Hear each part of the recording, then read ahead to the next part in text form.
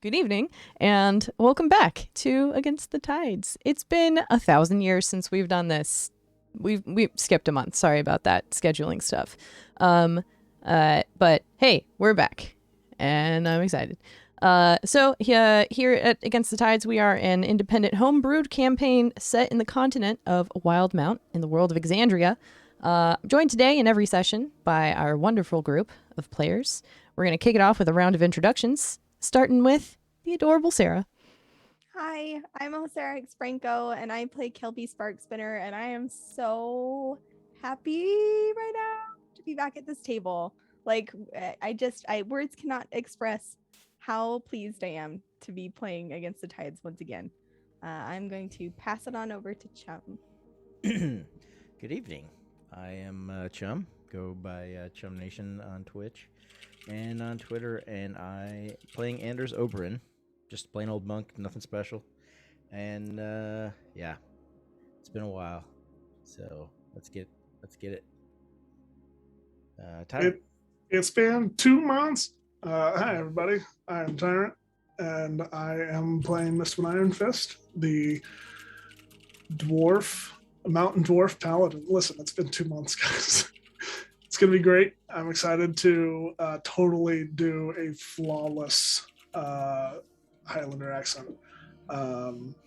So let's get the show on the road. Eternity. Hello, I'm DMF Saint. I am also very pleased to be back. Everything getting back on track and on schedule. It's so nice. I'm playing Turley, the turtle tourist life cleric. And can you do me a favor, Chum? In response to your just a normal monk, you have a sound clip I'd very much like you to play. What's that?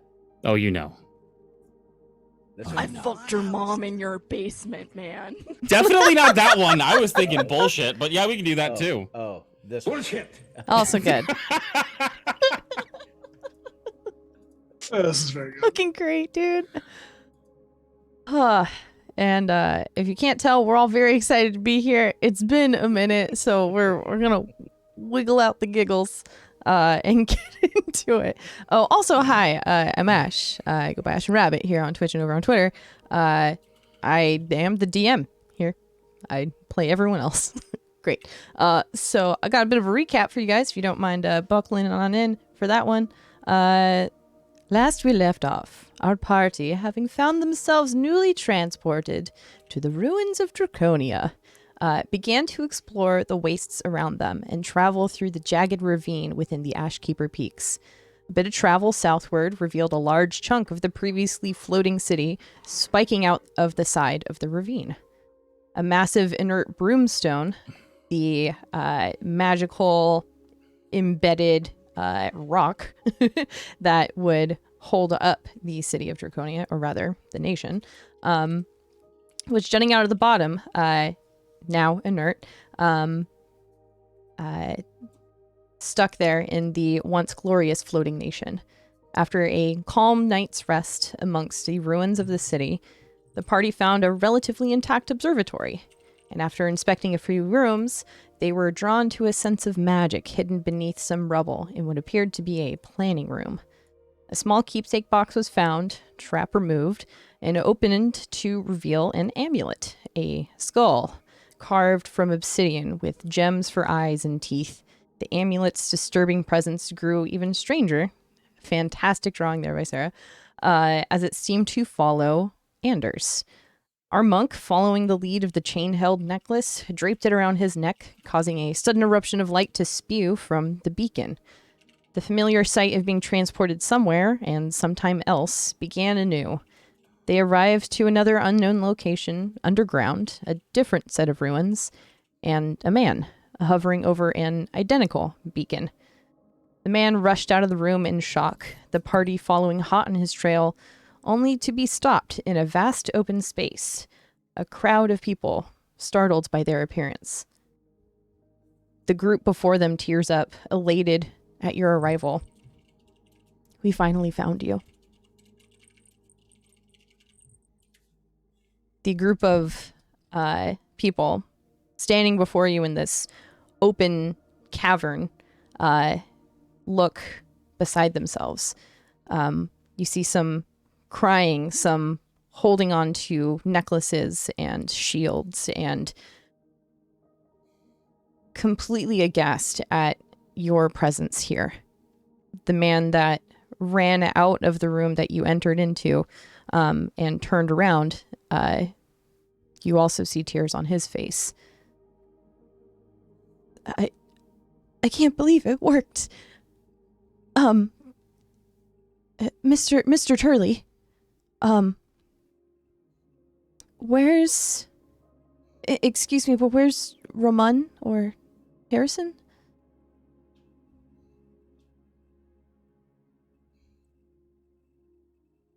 Hey,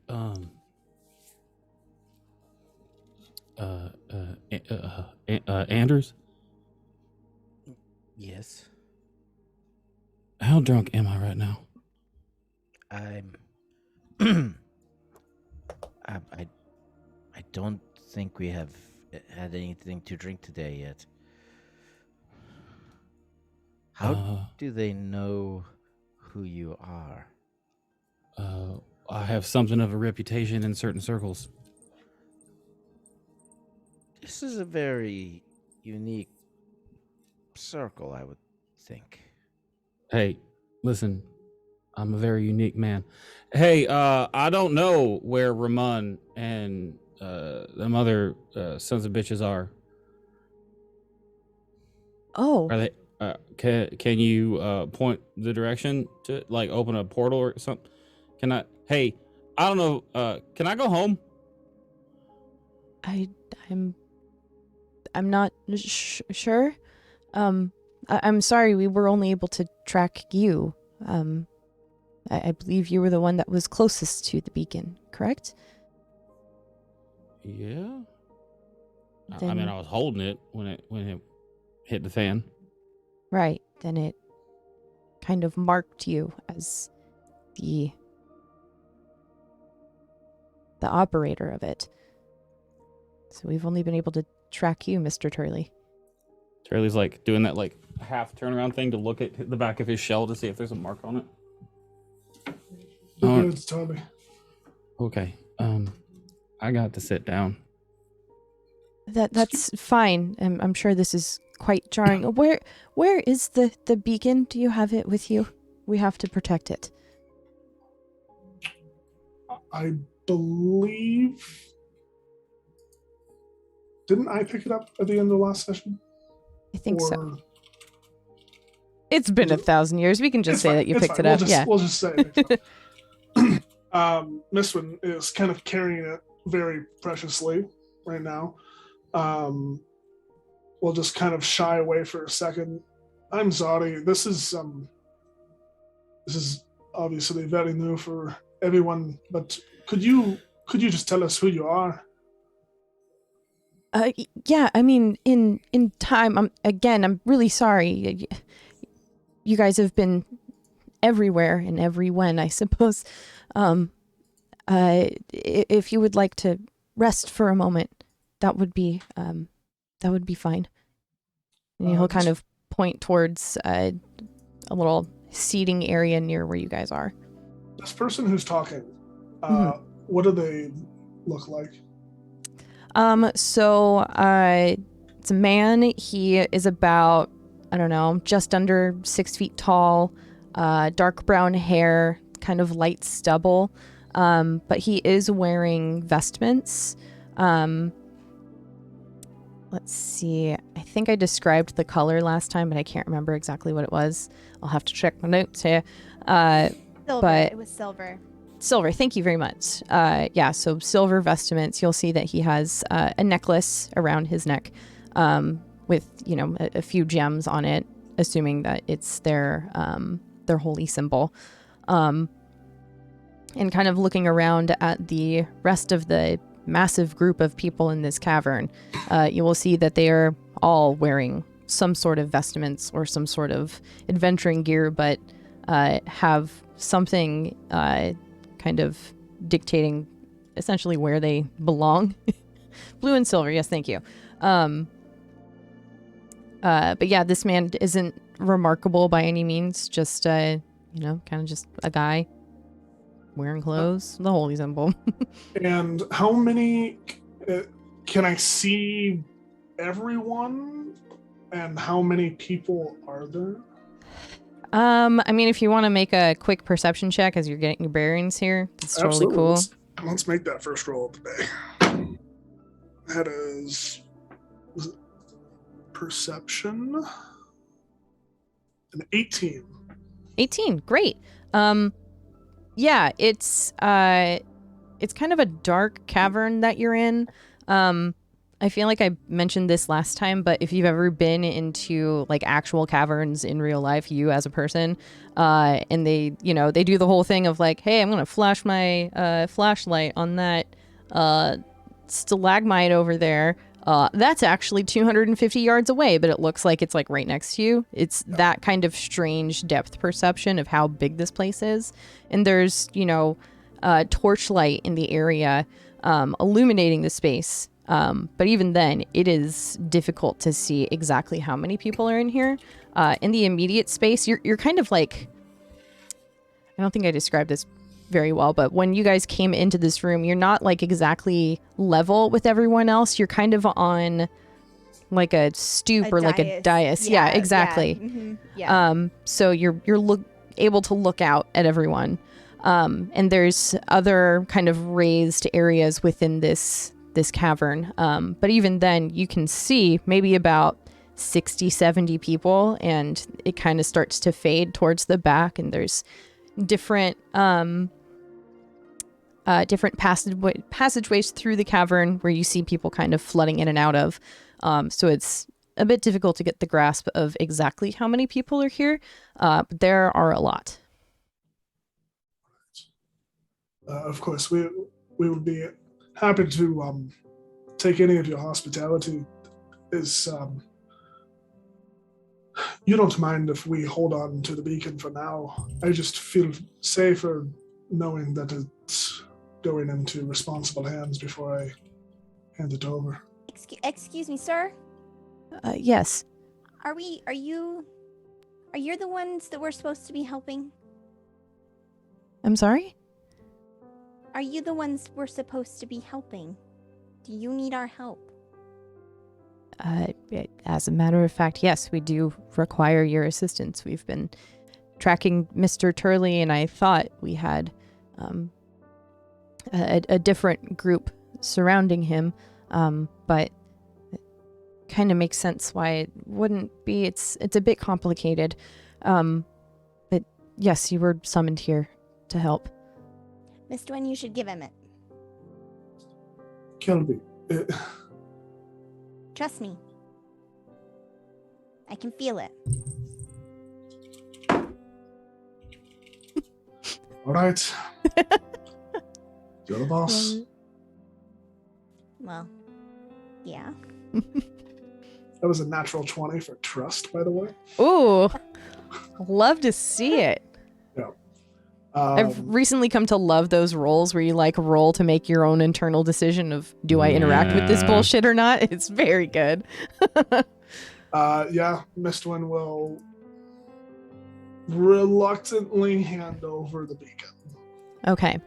Was it just like in your bag or something? It's like I imagined it in like okay, this is just how I imagined it, but like it's great. Me holding it like a baby swaddled in like a velvet blanket. That I don't know why that's why I imagined it like that, but like let's just go with it, right? Well, it is very precious and pretty broken, so I would imagine you trying to take good care of it. That tracks. That's very good. Yeah, but there's definitely like a layer of cloth in between. Mm-hmm. Okay. Yeah, so you hand over this beacon to this man, and just as he goes to grab it from you, the cloth surrounding it kind of slips, and the beacon itself touches his hand. And just as it does that, the light within the beacon very quickly erupts, just as you've seen before, except it's not as scattered as it has been previously with the kind of haphazard lines. It is one straight line that shoots straight up into the air, and at some juncture up in the air, it directs itself straight to Chinook. Hits him like straight in the chest, and he kind of is taken aback by this. The beacon itself kind of rises out of his hands, and he tries to grab it, but can't. It's levitating into the air so quickly that he can't jump up quick enough to get it. And within an instant, you blink, and the light, the beacon, and Chinook are gone.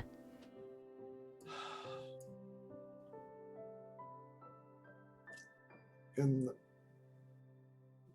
you see, this is why I didn't necessarily want to hand it over immediately. Well, I mean, it didn't really play out how I thought. I figured there'd be some magic light and probably some floating. I just didn't realize it would be so instantaneous and, well, quite frankly, devastating. Excuse me, sir? What the hell just happened? The man standing before you is holding on to a limp piece of cloth and just looks completely stunned, like he can't quite believe exactly what just happened, and doesn't respond for a solid 5-10 seconds, and then snaps himself out of it. Is that how it's been this whole time for you? Yep. I'm so sorry. That is unpleasant. I don't have an answer for that. Perhaps you could just tell us your name to start, since it seems like you know. Well, do you know all of ours? Or just Turley's?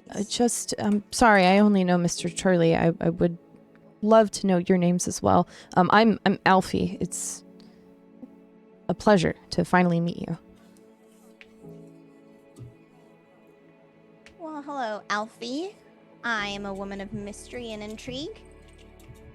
The infamous Kelby Sparkspinner. Greatest magic performer in all of the land. I see. Or will be. I'm impressed. It's lovely to meet you, Kelby. Thank you, Alfie. Mistwin will go down into just a nice, courteous, semi-deep bow with a hand out to the side. Mistwin Iron Fist, at your service. Oh, yes. And he'll go into a deep bow in a sign of respect. It's wonderful to meet you. You, sir, and he'll look towards you, Anders. I'm Anders Oberyn. Are you... You act like the behavior of our artifact was unusual. Are you able to control that one? Pointing to the beacon, they were congregating around one, right? So that was in the room that you guys kind of got shot into and then ran down the hall into this open cavern. Oh, okay. So yeah, pointing back. Yeah. We're still figuring that out. There's no good way to say it, but we're still in the experimenting phase of understanding these things. Also, does this belong to you? This creepy skull amulet thing with the jewel teeth and eyes? What am I trying to ask here? How much of that do you just reveal out into the open air? The amulet? Mm-hmm. I mean, I'm pretty sure I was just wearing it, and yeah. So yeah, I'm gonna hold it up to him and ask him if it belongs to him, because it seemed to be partially responsible for bringing us here. Okay. So as soon as you point towards the amulet, you will see Alfie go stark white. God. Okay, sorry. Just deer in the headlights kind of response.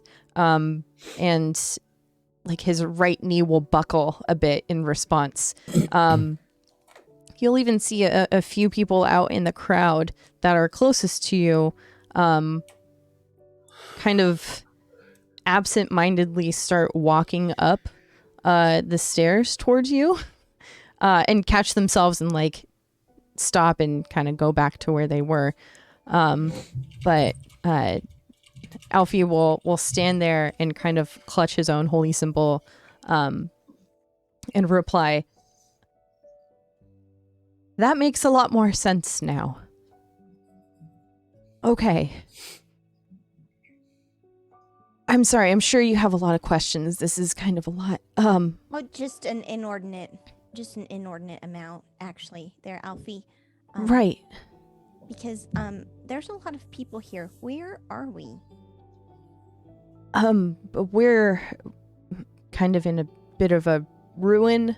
I don't know if you've ever heard of the long buried city of Shattengrod. But that's where we're at. Kelby's gonna just look over at Turley, kind of like, have we heard of this place? Because Kelby definitely has not. DM, what does Charlie know about Shattengrod? Roll a history check there, my dude. I'd like to try this also. Sure. Yeah, anyone that wants to. I think Turley's stunned into apathy at this particular moment. Can Okay. I just get the roll for my notes so there, bud? Or Thank you. I got a 19. I also got Okay. a 19. Okay. Turley, you would not be super familiar with this. You would know that there are, excuse me, many ruins within the continent of Wildmount of, cities that prospered during the Age of Arcanum that don't really exist anymore for one reason or another. So this might be one of them. Miss Fernandez, you'd absolutely recognize that this is a city that did belong within the Age of Arcanum, called Shattengrod. It is long since buried. There are a lot of opportunities within the ruins to find things from that age, and as such, this was a site where both the Cerberus Assembly and the Crown of, oh my god, names. The Twendalian. Thank you. Yeah, the Twendalian Empire both took a keen interest in finding information. Kind of learning about places that fell during that age. You don't know much more than that, though. Sorry, I'm just the Twendalian Empire, the Crown, and there was a third one. The Crown Cerberus and the Assembly. Dwendalian Empire are the same thing. Oh, gotcha. Yeah. So what was the other one then? The Cerberus Assembly, Thank you. which is kind of like a part of it. Yeah, it's like the Mageocracy supplement. Yeah. Yeah, Mhm. Kelby's not gonna know any of this. This is for Sarah's note. Yeah. That's okay. This is great.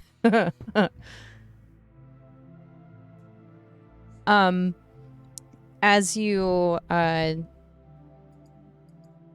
come to recall that information about the ruins of Shattengrod, someone from the crowd hurriedly kind of makes their way, very gently and kindly pushing people aside. They're holding a large tome, and they've got several scrolls kind of tucked into their arms and like in a little backpack and stuff.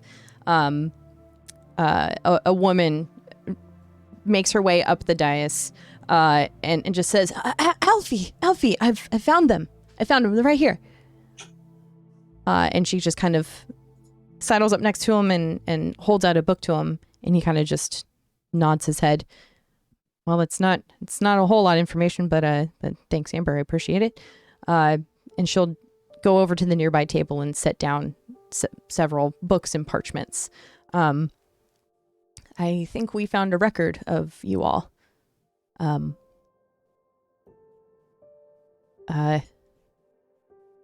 Were you guys in He'll go and look over the book.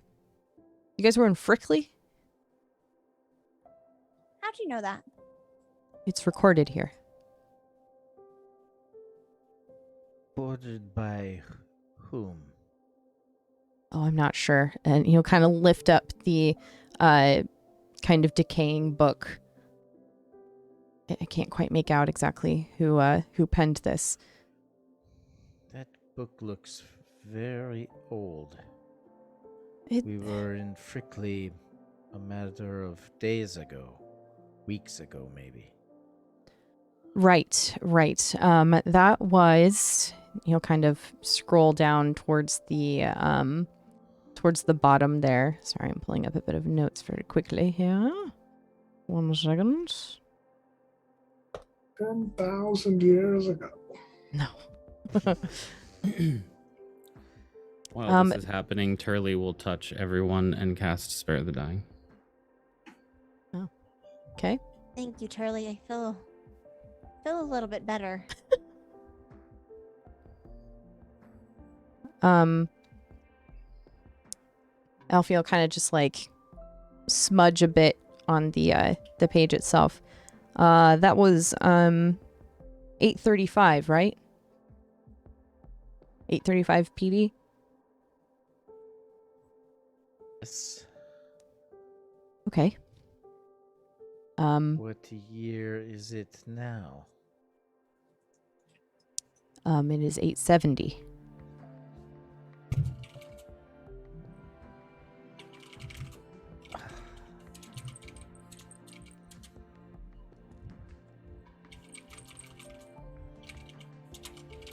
How is this possible?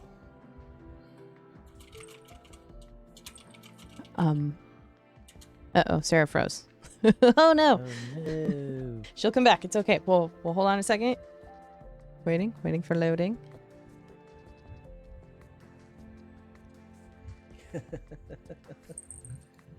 She's back. All right. Hey, there we go. Yay, Zoom. Zoom is cool like that. Alfie will just kind of turn towards you.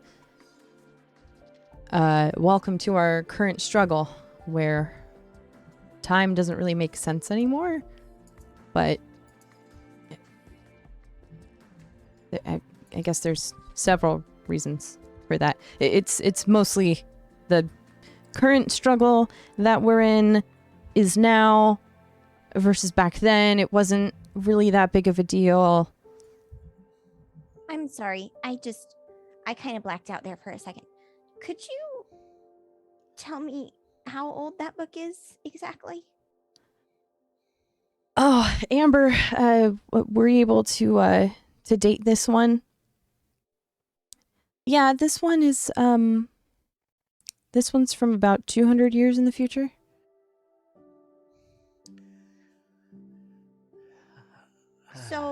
So okay. You're telling me that you have a book about something we did that was written 200 years from now. That's right, yeah. I told you time doesn't really make sense, right? Well, it's not that it doesn't make sense so much as it's just...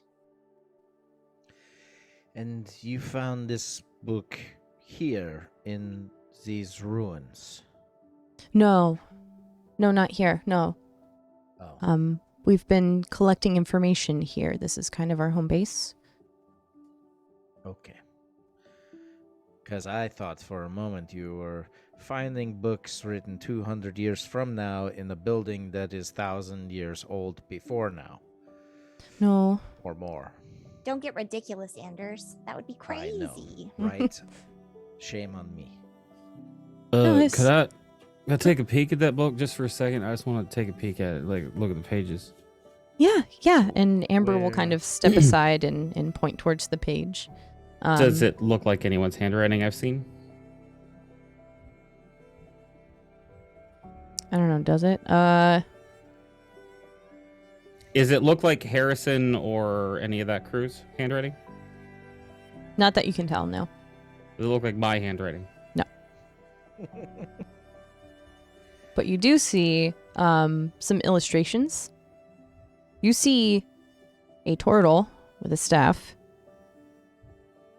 very prominent towards the front of the main illustration on the page. But then there's 3 or 4 shaded figures behind it. Mm-hmm. It seemed like you were indicating you have numerous of these books. Where are you finding them, if not here? Oh, all over the place. All over f- the place, like, or all for over example. the time. That's really good. Kind of both. I mean, if it's not obvious, this one isn't from now. Right. We got that. Where did this book come from? Just for example, where did this one come from? Rex and Trum. Like just laying on the street in Rexentrum, or in the Dash or the Rexentrum Cobalt Soul archive you stole from, or at the castle? Where? No, it was from the Cobalt Soul, but not from now. I see. Are you meaning to tell us that you also have been jumping through time back and forth?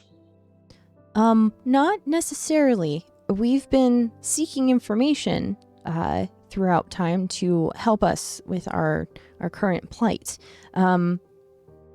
But we haven't really been sending anyone because we only have the one side of something that can help.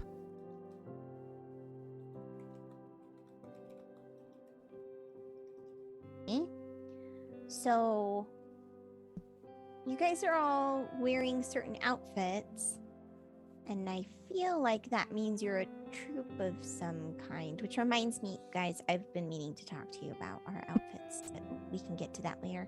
But listen, are you like a band or a crew or a family? That's a good question. It's very much the combination of that, and Alfie will step in as well. Amber, it's okay. You can go back to your studies. It's fine. And Amber will just kind of nod and go back to the current book and start rolling out several other scrolls and parchments. Do you guys need like a room to relax or something? I don't want to intimidate you with everyone here. Helmi will just look back at all the people who are just kind of standing around. Oh no, I'm great in front of an audience. Oh, okay. Good to know. Great. How many of them are there? You can see about 50. Like the light dims in the caverns, we can't see very far out. About 100-ish, but like, oh, okay. but like 30 of those people are kind of coming and going in different like halls and stuff. So we got a crowd. Mm-hmm. Yeah, okay. I apologize. To be completely honest, I don't care where I'm standing. I just want answers. I'm sorry. Yeah, we didn't expect this to work now. We thought that we'd have to do a bit more research. I'm getting ahead of myself. He will kind of look and gesture back towards the people out in the cavern, and everyone else will. You'll see a few people in the crowd kind of silently nod towards him. We are those that remain. Oh, that sounds really ominous. Don't We worry, didn't- I can't spare the dime. Yes, Mr. Turley, thank you for your contributions. We appreciate it. If you would like to rest, you're more than welcome to. Charlie, are you not feeling well? I'm gonna be straight with you. I'm just getting sick of this shit. All right, I'm making an executive decision. Alfie, I think we will be taking those rooms, so we can take a seat and just figure out what's going on. Okay. Yes. If that's all right. Of course. Yes. Actually, back where we came from, there's extra rooms back there. He'll kind of look back towards the crowd and kind of give a little wave towards everyone.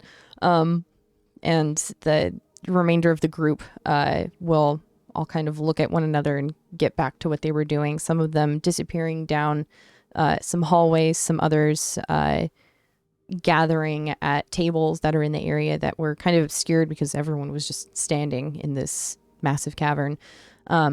You'll even see a few of them like start climbing up on some of the ruins and finding what appears to be a comfortable spot for them to get back to their studies. Right this way, and Alfie will guide you down the hallway that you came from, passing the room where you all entered. Anyone looking in there will still see the beacon that was in there, as well as the text that Alfie was hovering over. And you'll continue down this same hallway for maybe another 2-3 minutes, passing other rooms, seeing a couple stragglers that weren't out in the main area, looking towards you all. And if any of them happen to get a glimpse of any of you, you'll see a familiar thing of them grasping their holy symbols or bowing in prayer. Very similar reactions. And eventually you'll be led to the very end of this hallway that kind of turns into like a little circle, and there are 6 doors. And he'll open each one, or rather look back and just open the 4. These are spare rooms that we have for those visiting or travelers. We had hoped that it would be for you all as well, though we unfortunately prepared for the wrong people. So apologies for that. Mr. Turley, sorry. Here's your room, first one on the right. And then he'll guide you all into separate rooms. Turley, you'll find your room comfortable, a massive bed there, as well as a giant hammock there, and a small shrine to Avandra is there. Against his better judgment, he will smile. That's fine. Miss Wynn, you will walk into a room that is a bit darker. The lamplight in here is dimmed. The bed is a bit haphazard and kind of patched together in a way. At least the bedding seems to be. And there's kind of a what is it? It's like a little like a bottle with a ship in it, and it's kind of gently rocking back and forth on its own little like wooden rocker, and it's kind of magically attuned to sound like a soundscape of the ocean. Anders, you will walk into a room and you will see one wall is a complete library of texts. Just any kind of text that you would be thinking of is very likely there. From children's stories to the history of the continent, to the history of the world, to documents on the divergence. Anything that you can think of is very likely in this library wall. And then there's a small area in the corner of the room where there are a few pillows and some blankets that looks a bit like a meditation area. And Kelby, you walk into your room, and it is bright and colorful. There is a similar little like ship in a bottle, but it looks like Palmaflora in it. There's also a few stacks of books. some inanimate objects, kind of random things, kind of pushed into one corner with a little sign that says, "Feel free to practice here," and a large, plush, comfortable-looking bed.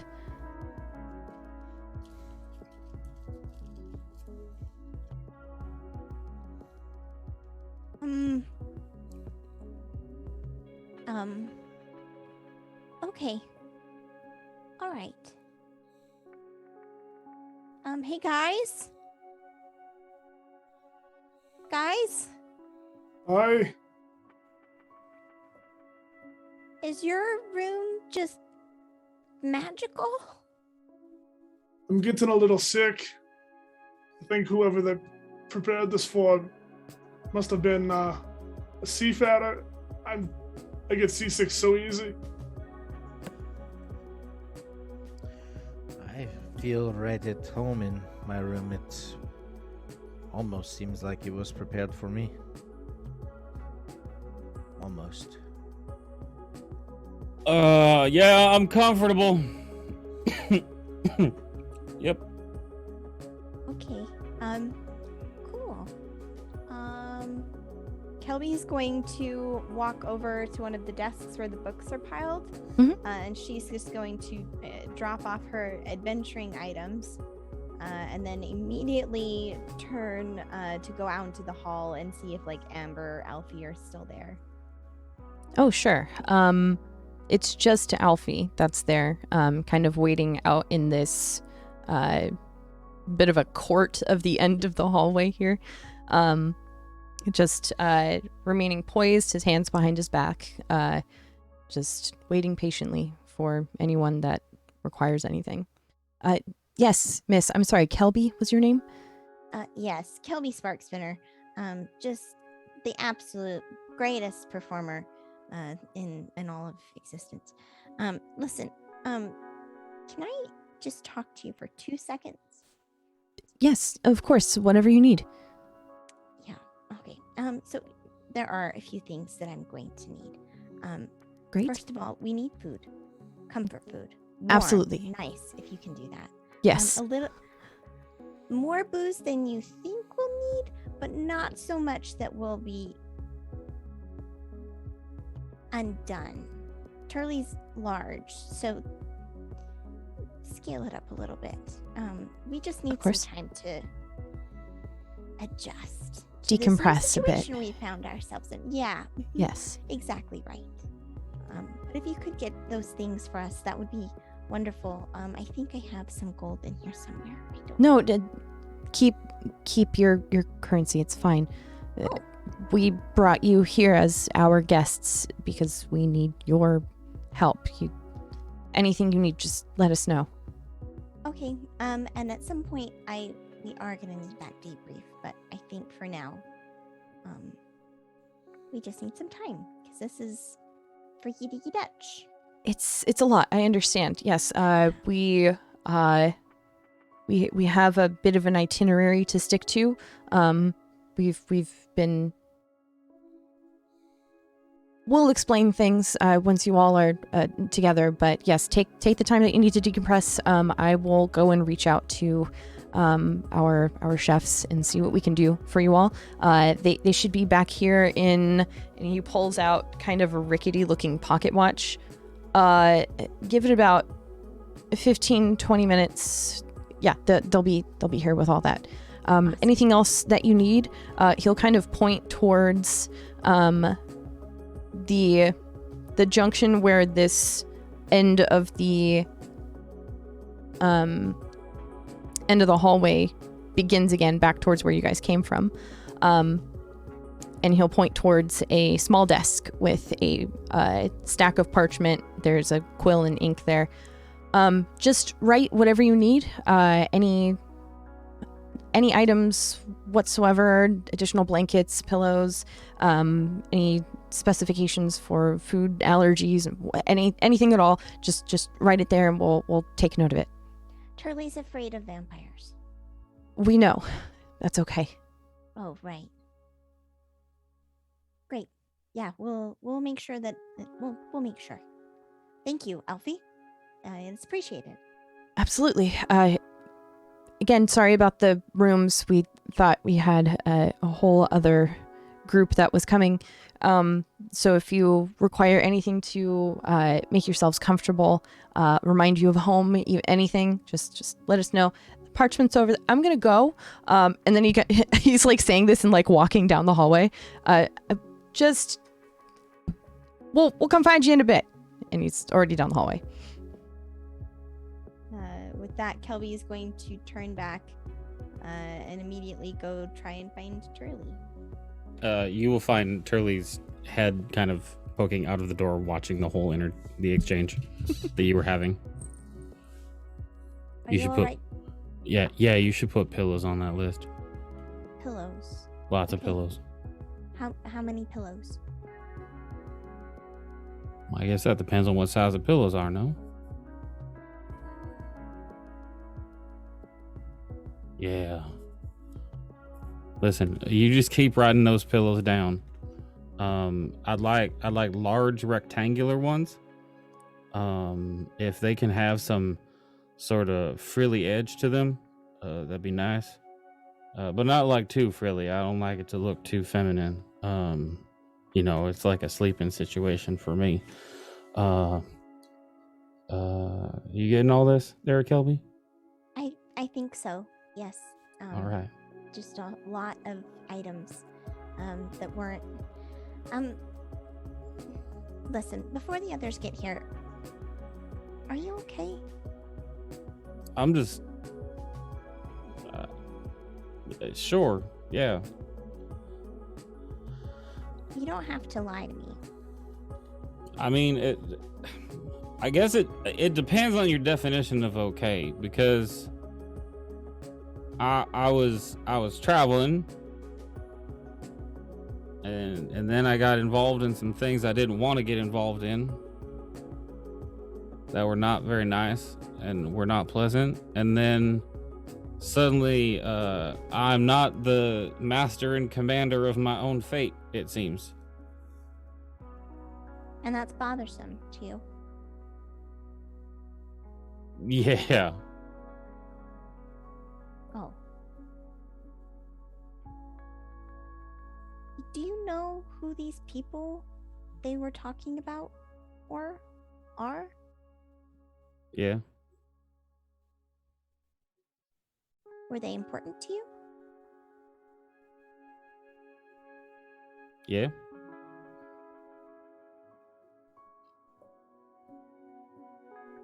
Do you miss them?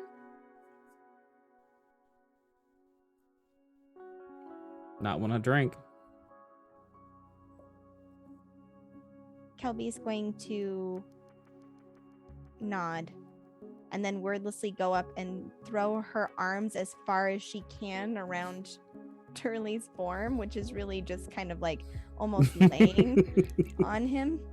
And she'll press her cheek hard into the side and say, I'm sorry, Turley. It's fine. There's always a chance we'll end up back with them. You never know. I know, but it's hard being away from the people that you care about. No matter what the reason. You can say that again. We'll figure it out. Just hang in there, okay? One day at a time. Or Well- year, or decade, or century, or millennium, I was gonna measure Aeon. a song at a time myself. period. That'll work too. We should go get the others and talk about, well, whatever's happening to us, I guess. We're gonna get answers, but, and also if we have any requests on inordinate numbers of pillows, I've already got food and drink coming, so.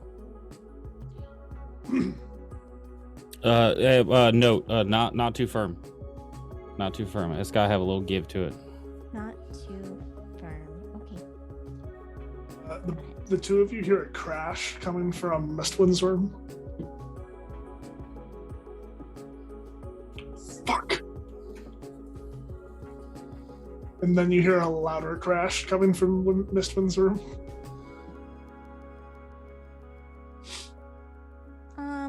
It sounds like Mistwind's already started to remodel.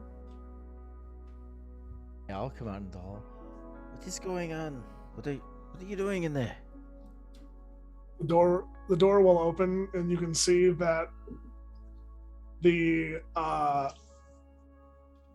ship in the bottle has been just smashed on the floor, and you can see that part of the wall has caved in as well, and Mistwind has some like plaster on his shoulder.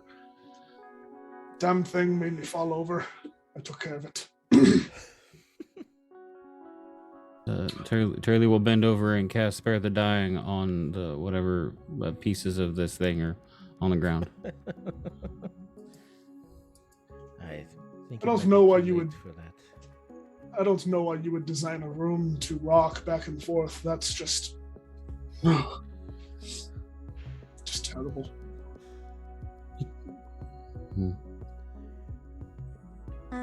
So do we want to talk about the fact that we got borked to apparently some crazy city where a whole group of people is waiting for us and expects us to be some kind of assistance to them in a magical quest across time and space? Or do we want to just get shit-faced? Because either or is really a good option at this moment in time. I don't know why this is surprising to anyone anymore. I'm surprised. Less concerned about where we are, but when. I mean, we are still in Alexandria, so it's not that big a deal, but 35 years. We moved 35 years forward. GM, quick question. So hey, for a total 35 years, kind of a lot. Yeah. Did I age as well, or am I still the same age? You're still the same age. Okay, just checking, just confirming.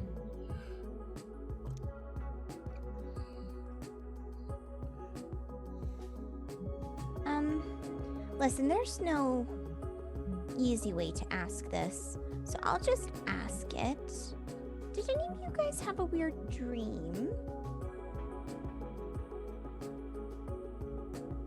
When we... between here and there. I'm gonna take your stunned silence as either you're so riveted by my eloquence that you simply can't be bothered to say anything, or you did not. Just a question. Do you mean between here and the last place we've been, or just in general? Well, I mean, once we get the drinks, we can talk about it in general, but I was being very specific about. Well, I don't remember a dream this last transportation, but the one before. I remember seeing flashes of places before we transported. Does that make sense? Yeah, it does. Here, I'll be right back. And Kelby's gonna run down the hall to where that parchment is. And she's going to grab a couple pieces and the quill and probably spilling a little ink and being like, oh shit, as she gets it all together and runs back to the room and says, I feel like we should write stuff down because some of us aren't supposed to be here, I don't think. So, if there's something that we're supposed to know, we should know. I mean, what do you mean by supposed to be here? Well, they were clearly expecting others. Though they did give me an audience to practice in front of, which I think is really sweet. I mean, we are here. Clearly, we were supposed to be here. Otherwise, we would not be here. That is how fate works. You are where you're fated to be. I like that, Anders. I like that a lot. No offense, Turley, to your other friends, but they were obviously not meant to be here. I hope they are alright, but we are here. Yeah, that's kind of what I think about it too.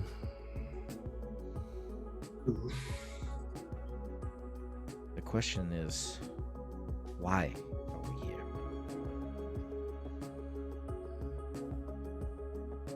They claim to have brought us here, but it almost seems like they got lucky. They were trying to do something, they didn't know what, and this is what happened. That kind of scares me a little bit. Not to pry, but Turley, when you were reading that book that they handed you earlier, did you see anything about potential futures? To be completely honest, I'm not even sure if I want to know. It seems dangerous. Yeah, I did see something. There was this very large plush bed that was piled a mountain high of pillows, slightly frilly but not completely feminine in nature. I had a vision of me laying in the middle of it, snoring. And this... Sorry, I was about to ask a very personal question. I'm sorry. About the sleeping habits of a turtle. Well, no, I mean, did it mean anything to you? Like, in the deepest parts of yourself? Yeah, it meant that we haven't stayed in a place that has appropriate turtle bedding. Hmm. And I would like that very much. I mean, that's fair. Thank you for your support of my desire for comfortable sleep. Kelby, you seem to have had a dream. Would you mind describing, or is that too personal of a question? Well, it's just I can't quite understand, because my dream gave me the sense that, like Anders said, we're supposed to be here. But then we get here and they're expecting someone else. And then the whole thing with Chinook and I guess they're calling it a beacon. It just...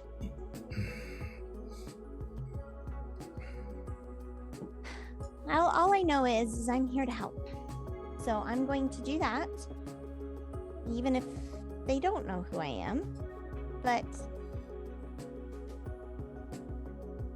I have reason to believe that, well, I'm with Anders. We're supposed to be here.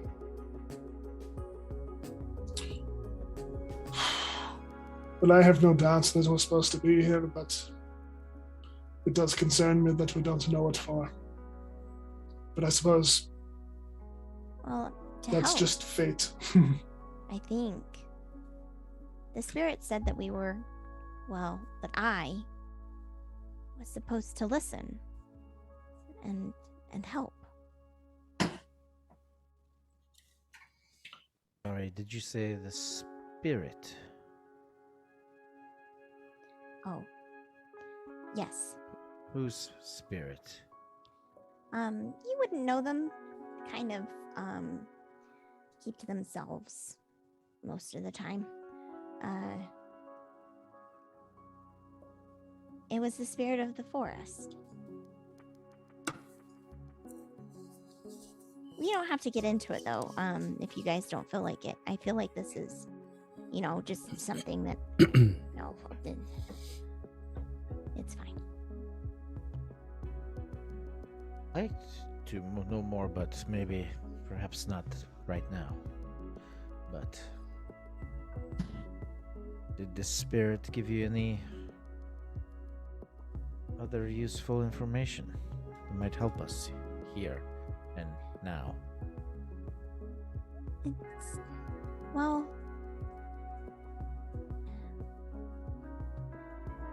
it's okay. All right. Just be brave. Okay. So, I was in the forest, and it was just like the night. The flowers were blooming, and the moon was there. And I turned and I waited to see it again. And it showed up, but it was different this time. And it said some very nice things. But it also said that it was counting on me. That we're all counting on me. There was a weird storm and it was trying to yell at stuff at me. It said I needed to listen to the people who needed help. And I asked for it to tell me more, but it couldn't really. There wasn't time. And then there was a note. Long and sustained and all encompassing, and then I was here.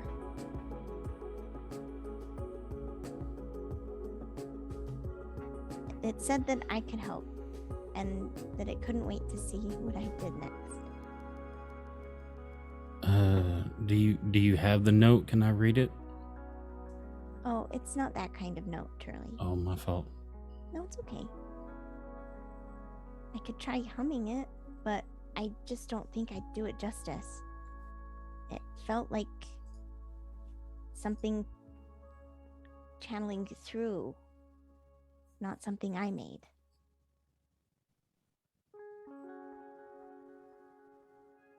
Well, it certainly is nice to know that it seems like we're on the right path. But something's mixed up, right? And it might be important. So we should listen to those who need help. But they have to start talking first. That's a fair point, Anders. Well, I guess we are meant to get some rest, perhaps. Can we tell what time of day it is? I don't even know when the last time we had a long rest was. It was we camped earlier last that session. day. Yeah, you Oh, guys slept last session, so Okay. no one has that one feat that you just Keen like. mind. Nope. Keen mind. Thank you. Yeah. Yeah, you can't tell what time of day it is. Old Turley did. Old Turley. Oh, bless. Give me another level. We're getting there. I will say that when you guys were out in the cavern, that there was, you could kind of see the mass of people kind of before you, and then the cavern, huge and difficult to tell its size, darkened towards the top of it. But what you could see if anyone looked up was kind of like a shaft of light coming from one portion of like the ceiling. Very small, but you could see that, sunlight was coming through it.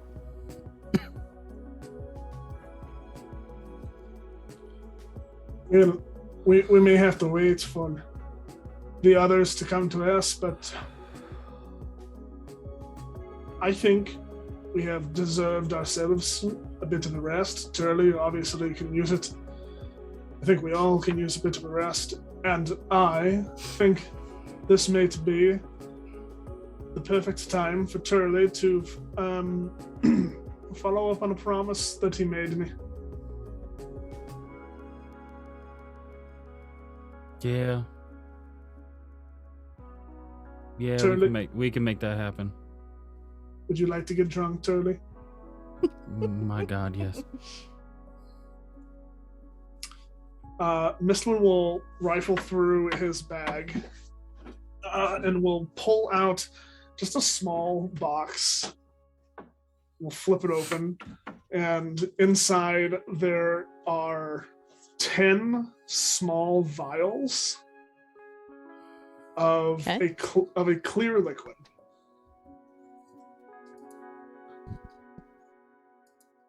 All right, Sterling. Let's do this thing. You're gonna need this. And I cast Spare the Dying on this one.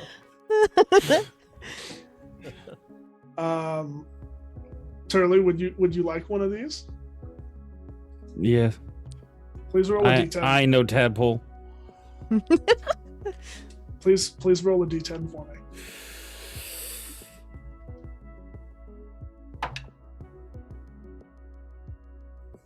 It's a number. Between 1 and 10. Actually, no. He rolled his cursed dice. Oh no. It's a skull. It's a 10. Oh. It is a 10. Very good. This one pulls just a random vial out, hands it over to Turley, and Turley, if you drink it, you swirl it around a little bit, and it is completely clear, but you can kind of see as you swirl it, it almost looks like a cloud of lightning appears very briefly, but then it breaks and it looks like the sun shines through behind it. Yeah, Turley, probably. Hang on, what's my passive perception? It's 16. Yeah, he noticed that, but he just drank it. Okay. As you drink it, it is extremely strong, and you you have the sense of like it's almost fighting you, and it doesn't go away as it goes through your esophagus and down into your stomach. It just continues to kind of just permeate this energy, and eventually it feels good and you feel warm, and everyone can start to see that Turley starts to slightly glow with this like just this effervescent pale yellow light. And and it's very strong, so whatever that means to you.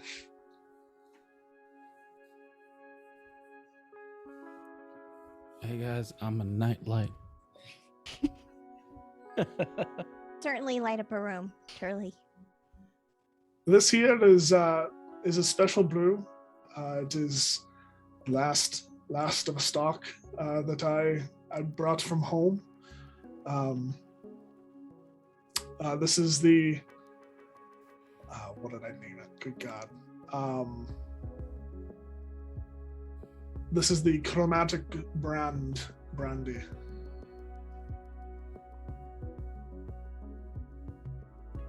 This is a very illuminating experience. You, sir, just drank the essence of a yellow dragon. Wouldn't be the first time. What is that? You know what? That is a song that does not need to be written. It's a fun song, though. You should tell that story. How about you sing it, Turley? No, see, there was one time. It can't. I'm good. I rolled a 6. 1, 2, 3, 6. Okay. Listen, she asked me to do it. The dragon. So it's okay.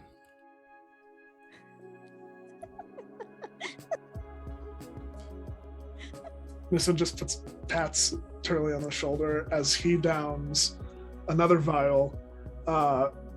As he's downing it, everyone else can kind of see that the liquid kind of gains this grainy texture, and it almost looks like Mistwind is drinking sand for a second. But then it turns back and he just kind of shakes for a bit. Brown dragons. Very good. Hey, Miss Wynn. Aye. I will touch you on the shoulder. Can you make a charisma save for me, please? What is happening? Charisma save. Banished. I rolled a 28. Damn. 19 plus 9. Jesus. You feel as though your ability Yeah. slightly for a split second, like literally a fraction of a second, to resist things might have come into question as Turley cast Bane on you for your inevitable Constitution saving throw. We should do another one of these. It's fucking great. Would anyone else want one? What exactly are they, Miss Wynn? Well, not entirely sure, but I do know that the brewing process of this particular brandy requires the breath of a specific type of dragon. Kelby, if you need me to explain how to extract it from the dragon, I can do that. Oh no, and I think that's not really necessarily Turley. I think I get the gist of the item. Well, I think they have some stuff coming, so I think I'm just gonna wait and see what they bring. I'd hate to have Alfie go get stuff and then not have any of it. It might be a little rude. I will try. Yes, I will try one. All right, roll a d10. I like that we're bonding over illicit substances.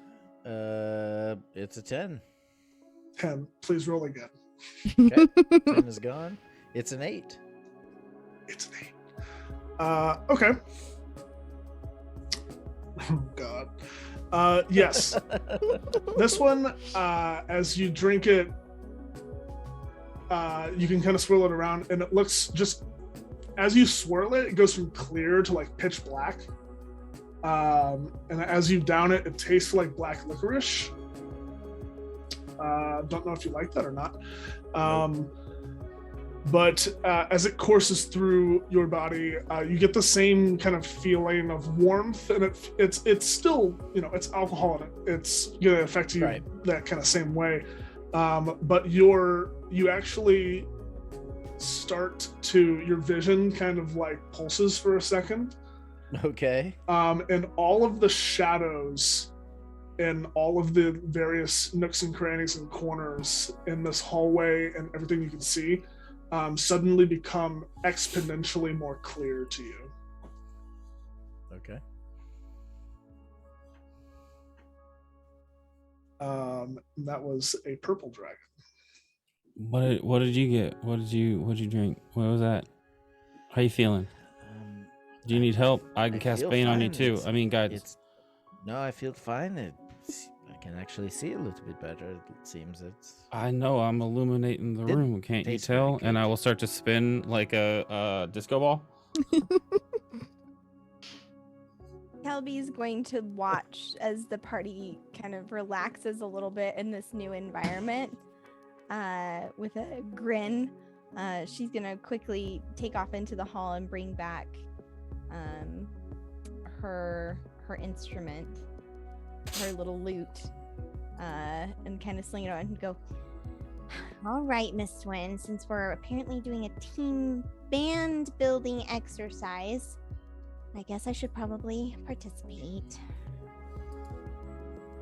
if that's all right. Oh, of course. I will caution. It is strong, but we do have healers, so I don't think it'll be too big of a problem. I'm sorry, Miss Wynn. Are you making some bold assumptions? No, absolutely not. Because it kind of feels like you're taking liberties. Assuming that I wouldn't be able to handle it. I am just concerned for your safety, that is all. Let's get shit-faced. I rolled a 7. 7. Which one is that?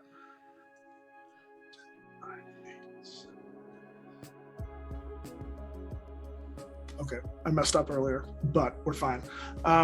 Okay. Kelby, you get the vial that when you shake it, it looks like a snow globe. There are little snowflakes that just kind of swirl around. And as you drink it, there is no warm sensation. Instead, you are immediately hit with an icy cold as it courses down. And then as it hits your stomach, it's almost like a flash fire. And it just kind of bursts up in this warm, like sunburst that just radiates throughout your entire body. And everything is just this warm, kind of blissful sensation to you. Oh, well, that's really nice. What kind is this? I believe you got the white dragon. Oh, that's kind of funny. A little poetic, almost. Who makes these drinks? Where did you get them? Well, you see, my family is responsible for the brewing of this product. I was looking at some point to take over the business, as my brother was inclined to other things, but when my brother died, I had to step up. And, well, 35 years later, I don't know. Yes. Good point. But this is the final batch, as far as I know. The final? You mean there's no more? I don't know. As far as I know, this was the only batch available when I was still there, but I don't know if anything was made after I left. I suppose my sister could have taken up the operation, but who knows? Troubled times. Yeah, families are kind of fucked. Well, yes, I suppose. Thank Two you things. for sharing with us. Yes, thank you for sharing this. It is very delicious. I just have 2 questions. Of course.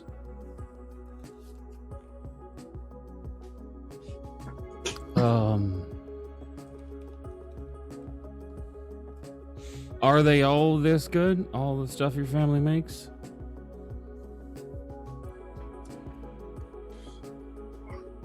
This good? Likely not. I mean, we have standard stock, and we have the experimental brews like this. Yeah. But I would say the quality is similar. All right. This question's in 2 parts. Number 1, how does your sister feel about turtles? Number 2, if she took over the brewery, how would you feel about being my brother-in-law? Oh, Charlie. I would love to have you as a brother-in-law. Wonderful. I can be your quality assurance taste tester. Maybe someday. What's your Do you sister's have to name? marry his sister to do that? I'm okay with that. I'm just asking. Go ahead, Kilby. Sorry. I just want to know what his sister's name is. One second. I can tell you if you want. Yeah, that's fine. Okay. Oh, it's Helena. Helena.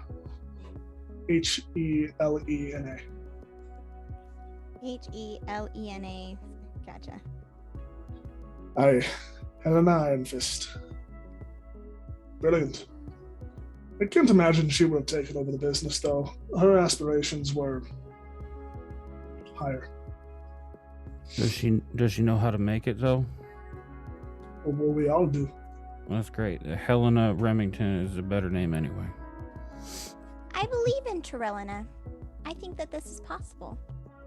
I ship it. Well, if we ever meet Helena, we will see. We will see. It's been a long time. Just as you guys are, hanging out, are you guys in someone's room, or are you just kind of in this like circle of a hallway? I think we're kind of congregated in one of the rooms at this point. Just Okay. kind of like leaning Probably against Miss various Wynn's room. things. Okay. Yeah, Mistwin or Turley's is After the commotion, and then he's got his his For sure. bruise. Okay. Yeah. So, we'll say you're in Miss Wynn's room. Shooting the shit, getting wasted. You still have the door open to indicate that anyone can come in with like a delivery of stuff, and as such, you guys are throwing down a little bit, and someone gently knocks on the door, kind of haphazardly, because they also have like a massive tray. I'm sorry, I have food here for you. Shirley opens the door. Behold, me in my glory. Oh, Really, you you can't just say that to people. But I- I'm glowing. I almost It's totally didn't look. closed. That's a really unfortunate kind of phrase to just throw out there, but just I'm sorry, we're workshopping it. Don't That's worry. fine. It won't be in the final show. wonderful. Where can I put this food? She's like not looking at any of you. She's just like doesn't know what to do with her hands. What do I? There- It's I- table Just bring it in. there. Yeah. Yes. Okay, wonderful. And she'll kind of like scooch it on top of the bed. And she'll just like bow and run out of the room. She left a massive platter of food, comfort food. You'll, find like mashed potatoes and some ribs, some cooked veggies on a stick, like a shish kebab, whole bunch of stuff. And then shortly after, as you're like all congregating around this platter of delicious smelling food, someone else comes in with like 8 tankards of ale on their arms. Like, y'all ordered some booze? We certainly did. Thank you very much. Great. And they'll like expertly like slide them all off their arm onto a table nearby, and they'll just kind of like wave and walk out of the room. Hey, another round. I just dropped this off. I'm not going to ask. That's fine. I'll be back in a moment. Takes off. If you hurry, I'll still be glowing. Great. I love glowing turtles. Is that a I thing? don't think you meant Anders, that. Anders, is that a thing that just happens? Can turtles glow? Oh, he drank the dragon drink. Oh, okay, that's what I thought. It made him Twice. glow. Yes. Twice. Oh, 2 dragon. One now, Well, one before. no. Oh, okay. This- Yes, Anders? I mean, I know we ask for these things, these food and drinks, but I can't help but thinking maybe we shouldn't indulge too much. Keep our wits about us, like Turley says. Yes, I'm sure these people are perfectly nice, but until Actually, I'm not sure, but they seem like it. It just seems odd that we are strangers to them, and they are doing all of this. I don't know. Have you ever experienced anything like this before? No. Me There- either. There was this one den on the docks of a city where I took something and experienced something kind of like this. That sounds about right. Yep. No, I do agree with you, Anders. I do think that we should keep our wits about us, but to be fair, we haven't had a moment of rest for too long. And, if need be, I can get us all into fighting shape pretty quickly. So can I. Very well. Very well. So let's So- just take a moment to unwind, and then in the morning we'll find Alfie, and we'll get him to tell us how we can help.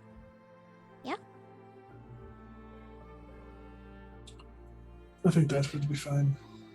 Yes. That sounds good to me. Hey, Anders, I need a confirmation though. Does that mean you are or are not drinking your tankard? You know, for distribution purposes. For 2 for each of us, you can have one of mine. I will have. Oh no, I don't want to take one of yours. I thought you were saying you were abstaining. You can drink. It's fine. I will abstain from one of mine. You may have it. I will have the other. Listen, I don't want to take one for the team or like be the martyr, but if anyone else would like to abstain, just let me know. Well, seeing as we don't have much to do tonight, and seeing as we are all drinking, couple of things. One, Kelby, do you have any new songs for us? I'm noodling on one. Something that one of the people said earlier. Kind of like stuck in my brain. Still working it out though. When it's ready, I'll let you know. All right. The second thing is, we seem to be down a party member. Is everybody okay? I mean, obviously, time jumping through portals and whatnot has got us all on edge, but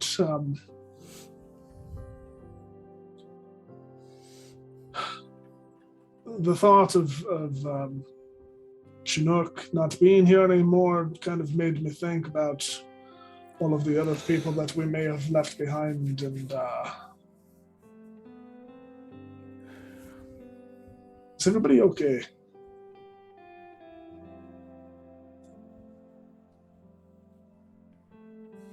You raise a good point.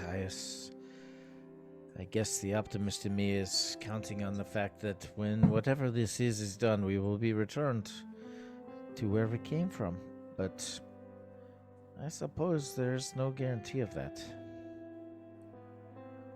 But until we know that, I'm not going to mourn any losses because it's too early. Chinook. The loss of Chinook was a little jarring, though. I hope their purpose is a noble one. Here, here. Kelby? I mean, like I said earlier, I'm a little confused, but I think that whatever I have an ambition, and if the spirit says this is where I'm supposed to be, then that's what's supposed to be, and that's how I'm going to be able to do what I need to do. So, yeah, I guess I'm okay.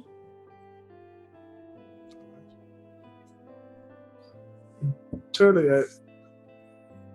of course, I think we need to address the Turtle in the room. one, I suppose. But you've mentioned your past companions before, and we haven't really talked about it, but them being brought up now, I know this is hard for you. I just hope that you realize that we're here for you too.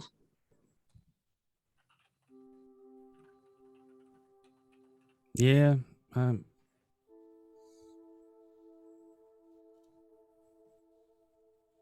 know. And I appreciate that. I know that you're here for me. It was so sudden the way that they left. That's all. The way that I left. The way that they left? Did they leave me or did I leave them? Well, regardless, it was fast. I didn't have time. I didn't have a chance to say goodbye. It occurs to me I also did not have a chance to say goodbye to Chinook. It occurs to me I might not have a chance to say goodbye to the rest of you because apparently I am in control.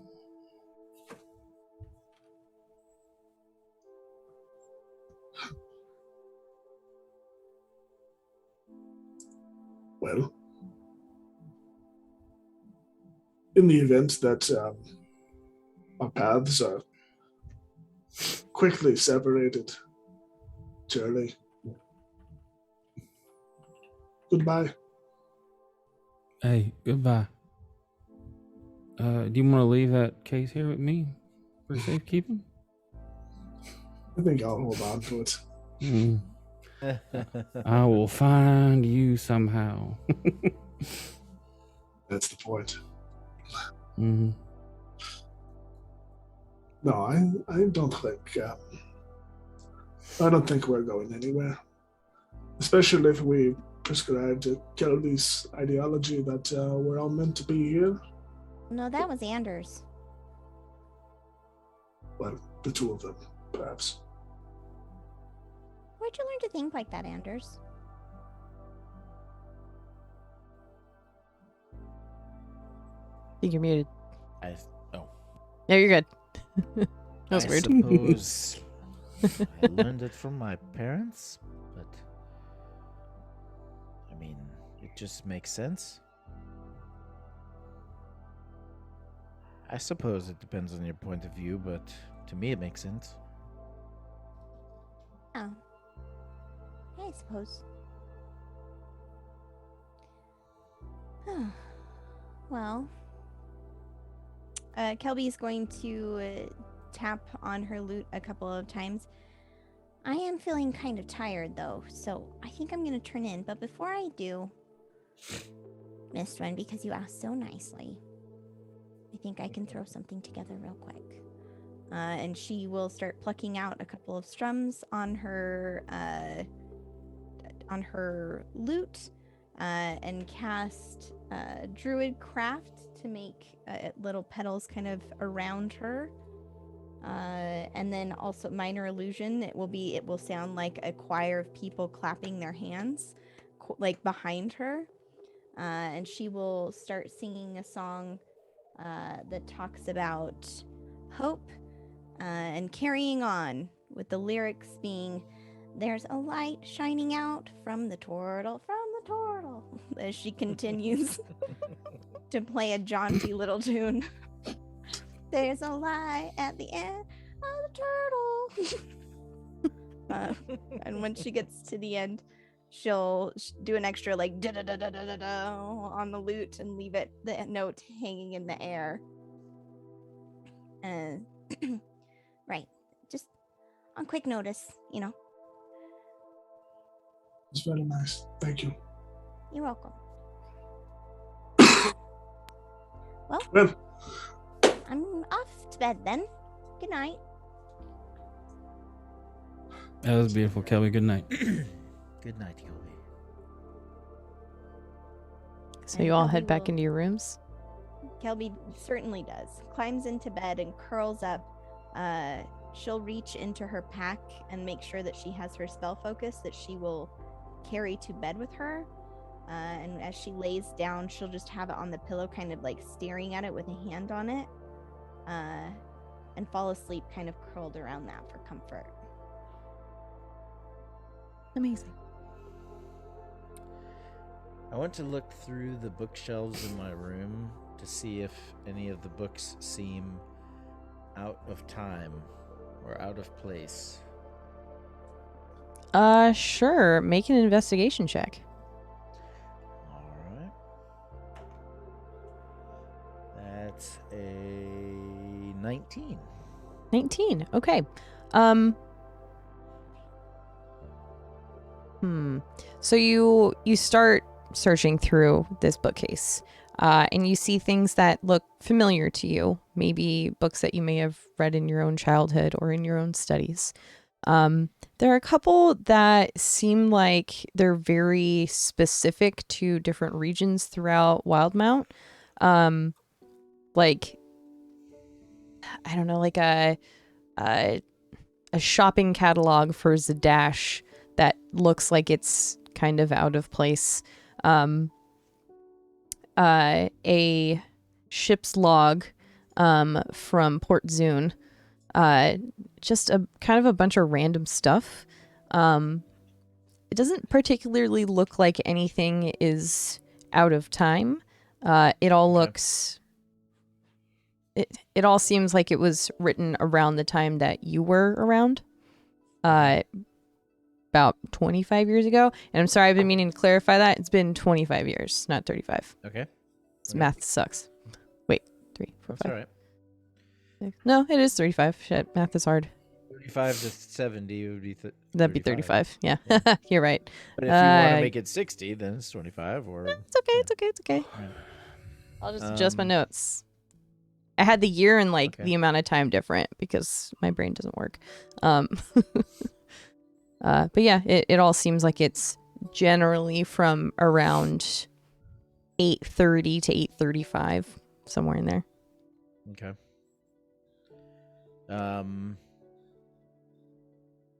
If I looked at the ship's log, what would it say? What ship is it from? It's a merchant vessel.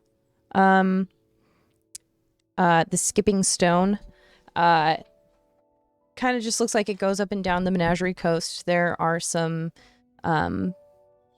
longer logs within that book that look like it goes all the way to oh my gosh, I need to bring up a map really quick.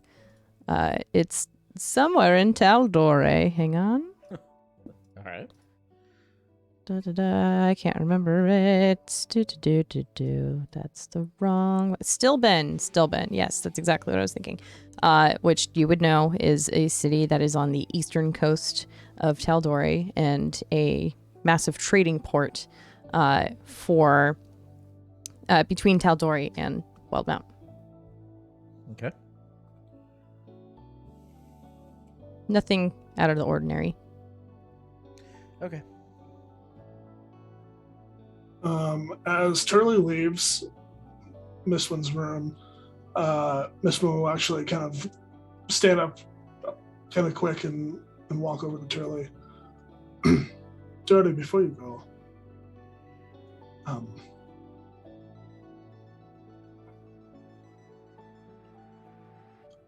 you are my friend, and I am yours. I will be there for you. For as long as you need me, and more.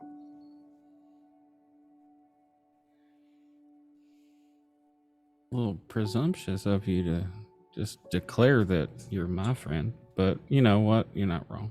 You just said you wanted to I'm marry kidding. my sister. I'm kidding. Yeah, I don't have to like my brother-in-law. Will you go to sleep? You too. Miss Wynn will just kind of like pat Turley on the shell. And as Miss Wynn gets closer to Turley, it's all there's just this kind of general feeling of Turley being hugged as whatever. There's just kind of this energy that's coming out of Mistwind. That as he gets within range of Turley, it's just kind of this enveloping sense of comfort. There's a dopey smile on Turley's face as he leaves and kind of mutters under his breath, loud enough for you to hear. I like your vibe. You too, friend.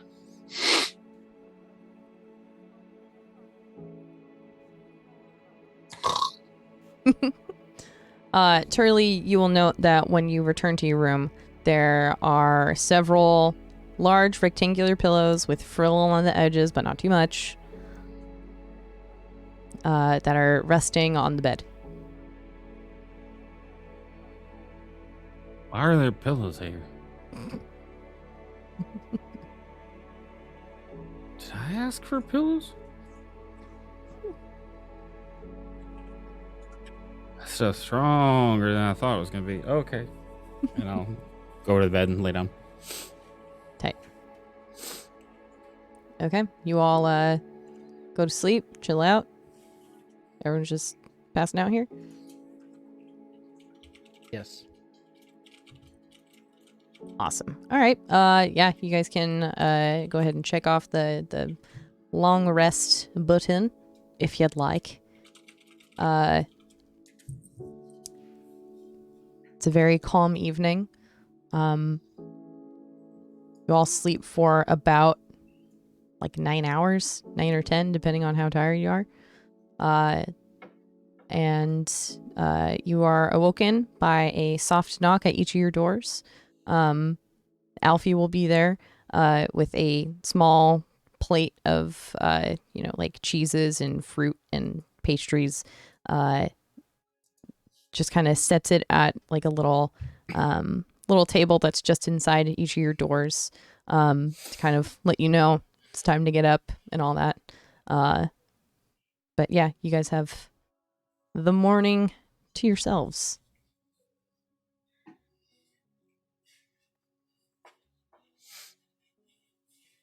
Turley, Yeah. are you up? No. Okay, I'll come back later. Yeah, what do you want? Nothing, just seeing if you were up. Wow, you're clingy. Hey, I got a question. Did I ramble on about vampires last night? All about him. Damn, I don't remember that. Okay. How are you feeling this morning? I have changed my mind about your sister.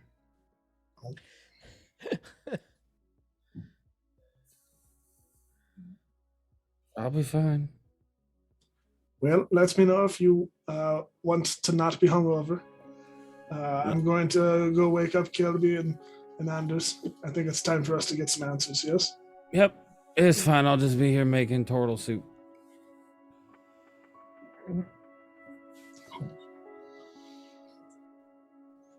Knock, knock, knock, knock. Anders, Yes, what? do you need some more time to sleep? No, I was meditating, Oh, but it's fine. when I'm waking everybody up, I think it's time for us to get some answers. I'm going to go check on Kilby. I'll be right out. Knock, knock. As you approach Kelby's door, you will hear the light kind of plucking of notes from like by the door as you get close, kind of like as she's singing to herself quietly and plucking out, like it's almost like she's practicing trying to get the chord progression right. And as you knock, it'll kind of suddenly stop and she'll go, "Oh, come in." All right. Just coming to check on you. I'm trying to get everybody up. you'll see that Kelby is in fact in a brightly colored room, and she is sitting on the floor next to a table where a bunch of inanimate objects are kind of lined up on the end with a sign that says, feel free to practice, as Kelby kind of looks back over her shoulder. Oh, sorry. Practicing. And she'll kind of get up and throw her lute over her shoulder and straighten up. You didn't hear it, did you? Aye. Good, because it's not ready yet. Oh, good. Good. Right, How are you feeling this morning? I feel great. Better than Turley. Oh, is he not feeling well? I believe the term he used was making turtle soup.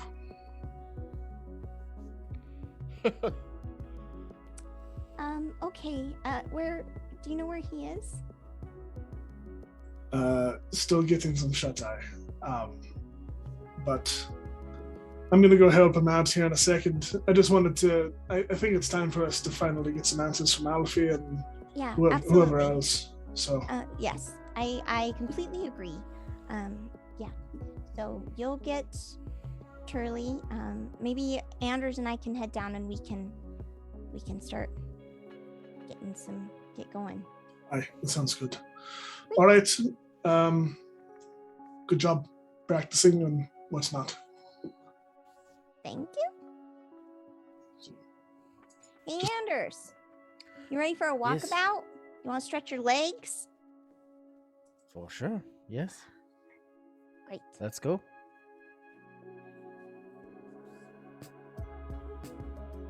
We had Cool. to find Alfie. All right. Yeah, it won't take you very long for you guys to find him. He would have been the one to drop off your little breakfast platters to help wake you guys up. He's down the hall, maybe about like 8 doors down or something. Are you And sure it's not 3? it was in my head and I almost said it. It was like, let me just magnify that 3 and hey, look, it's an 8. Yeah, so he's not too far down the hallway. The door to his room is open. And he'll hear, the rustling of feet coming from your direction and can only assume that it's you guys. So he'll excitedly poke his head out the door. Oh, hi guys, I'm in here. If you want to come take a seat, I've got some coffee brewing. Happy to help kickstart the morning in whatever way you need. I hope the little plates of food were enough. If you're still hungry, let me know. We can whip something up for you. Sure. Okay. More than generous. Thank you.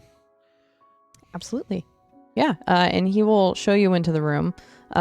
It looks like a very well tended study. There's kind of an identical wall to what you have in your room, Anders, where it's just a ton of books, lines the entire wall. And then the opposite wall that it connects to is identical. Loads and loads of books. The opposing wall isn't quite a bookshelf, but there's, stacks of books in all of the corners. There's a small shrine on a small table there. There's like a little hammer and some like dwarven figurines there. And then he has a table kind of right in the middle of the room, several chairs surrounding it. The one that it looks like he's currently occupying is a little bit more worn in, has books in the seat, and then the others are kind of open and scattered throughout the room. So y'all can gather yourselves around the table if you'd like, or wherever you'd like in the room. So, you all sleep okay? I trust. I hope. Yes, very well. Thank you. Yes. Okay.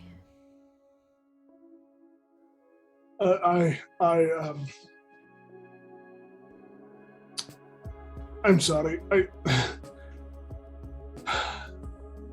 I really just am still a little confused, and maybe it's the alcohol, but is there any more information Sorry, I'm getting ahead of myself. What is it that you all would like to tell us, I suppose? Right. Sorry. I'm a bit flustered with this. It wasn't supposed to be me to debrief you all. It was supposed to be Nikolai. He's not here right now. He's out and about. So pardon me if I stumble through this a little bit. I'm kind of going off of his notes, and they're a little scattered, so I'm going to do my best here. So we are those that remain. It's a weird name that Nikolai came up with, but it's pretty it's a pretty good indicator of kind of what's going on now. I would just say here, but you're from here, but you're not from now. Sorry. So do you guys know about like the Divine Gate around Exandria? Does that sound familiar at all to any of you? Probably you, Turley, maybe? Do you know about that? I would assume you do. I would hope you do. GM, do I? You can make a religion or history check. Yeah, I'm pretty sure I do. Okay. Yeah, you 21. absolutely, yeah, you know what the Divine Gate is. And he'll kind of go on to explain. Well, I know Mr. Turley certainly does, but for those of you who don't know, the Divine Gate was something that the prime deities put together in order to protect the realm from the betrayer gods. If any of you have, heard of the calamity, that's kind of a big thing in this world's history. The gods, well, the prime deities and the betrayer gods, they like to duke it out a lot, and they have for a very long time. They created this realm, and they created people in their likeness, and created new people, and they're all very proud of their creation, but they would fight a lot. And as such, it would kind of destroy things, and he kind of looks around like this place. Shattengrod was a beautiful city, much like other places from the Age of Arcanum. And then it wasn't. So the Divine Gate, they basically put this cool shiny shield around this plane, around the world of Exandria to protect it, to make sure that the betrayer gods would be sealed away. But that also means that the gods couldn't walk the earth anymore. So we don't really get to see them. You kind of just believe and hear their prophesized word and spread the good word. I spread the good word of Moradin, and kind of point over towards the little shrine. We're all about crafting and all that fun stuff. Sorry, there's only 4 of you, but I'm really not good in front of crowds. This is kind of a lot. So okay, you're doing great.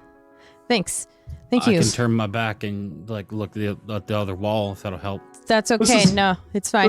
This is Alfie, right? Yes, this is Alfie.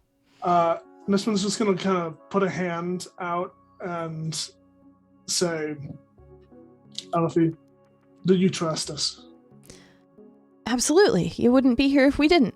Then would you allow me to do something real quick? Just don't.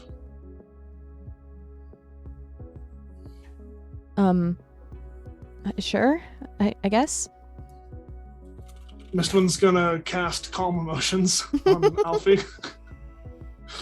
Amazing. And he'll be very familiar with that spell in particular, and kind of lean into it a little bit. Oh, okay. You know what? That's smart. I didn't have that prepared today, but good idea there, friend. Spare the dying. Oh, okay. Thank you, Mr. Shirley. Not the most appropriate situation for it, but I appreciate your enthusiasm. I'm great though, so thank you. Thanks. Anyway, the Divine Gate. It Keeps was bad gods out, but also the good Yes. gods too. correct. There's something wrong with it. It's almost completely shut. The prime deities left just a sliver enough open for them to pass on their magic, their abilities to us, to you. And he'll look directly at you, Turley. We can't hear them anymore. He's gonna look wistfully over at the shrine. I've tried to reach out to Moradin for years. And nothing. There are small glimpses of hope in which we can summon our gifts. But it's mostly location based. It's not energy, you know. Everyone has a bit of energy that they're allowed to use these gifts every day. That doesn't really matter anymore because it's just like being a new initiate. You don't really have that much, regardless of the amount of experience that you have. So, what you're saying is that the magic's just gone. Kind of. Our magic is. Arcane magic is, for the most part, still intact. That's why we're so heavily relying on certain locations in the world, like here. And he'll just kind of look around the room. What we've learned about Shattengrod is that it was... It's hard to describe because it's so otherworldly with what they were able to do here. We're still recovering texts. We're still trying to understand everything that they were doing here. But that beacon, and he'll point out the door, and if you look out, you'll see just on the other side of the hallway is the room that you guys appeared in. And you'll see the table with the text and the beacon sitting there. That is what we found.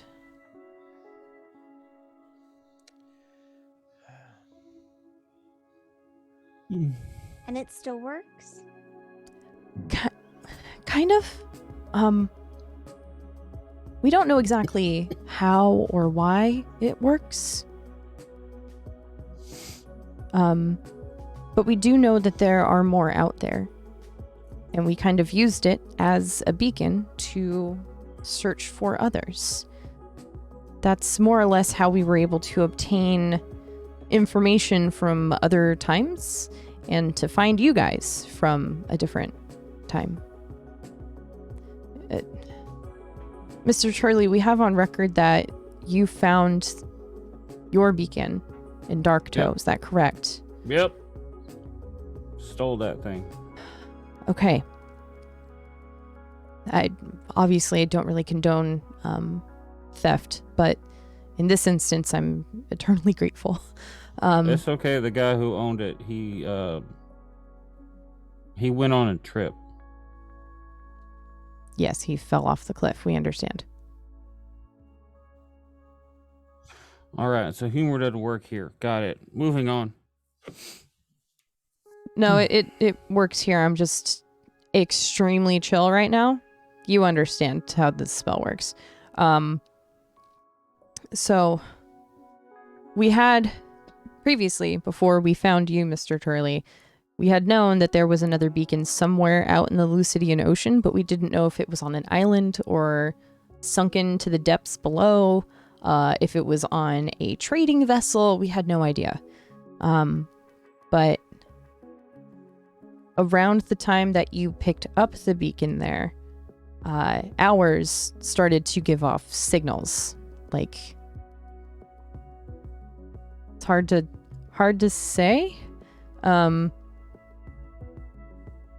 don't know, it just kind of pulsed with energy, I guess. That from the research text, and again, he'll point to the room and point to the text next to the beacon. That was enough for us to realize that we had found something. And that we had found a sibling to this beacon. That's All when right. you kind of started to appear in our texts. So if it isn't entirely obvious, we've been searching for answers. Why is the gate closing? Why is it closed? Why can't we talk to our gods anymore? Why can't we be granted our gifts anymore? In our research, we found bardic tales about you and Roman and Knight and Harrison, and 3 earrings. There were a few others in there, but it got a little hazy towards the end. Like, it kind of started trailing off into a different language that we couldn't quite understand. Maybe, I don't know. It was more jumbled than anything. But it also started to shift into unknown. The book that Amber found mentioned Frickley, and I think it also started mentioning you guys as well. So yeah, this book that had you guys in it is how we were able to try and pinpoint where you were. And I'm sorry about you being thrown every which way. That was us trying to get you here. Okay. Is it okay if I ask a couple questions before you keep going on? Just to make sure I Absolutely. understand. Yeah, of course. Whatever you need. Right. Well, I don't really know what most of what you're talking about is. So I understand there's gate to keep bad things out, and it was left open to let the good things in, but it's closed so the good things can't get in anymore. Right. But it wasn't when Turley was with his other friends, and now he found this beacon, and it resonated with your beacon, Mm-hmm. and that's how you were able to find him, and you used the magic of this place to pull him, and by, proximity, us, to here. Right. Right? Am I tracking? That's correct. We kind of assumed that those that were with Mr. Turley, the 3 others that I mentioned, or 4, 5, I don't know. We thought it was them that we were pulling, and not you guys. So I apologize for that. Oh no, it's all right. I just have to ask, you called yourselves the ones that remain. Those that remain, correct, yes. Yeah. Why?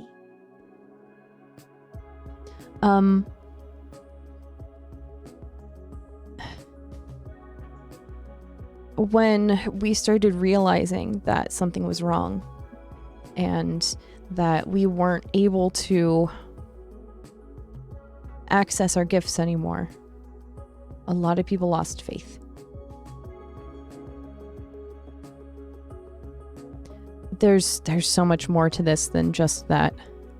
There's so much more to that. They lost faith for multiple reasons.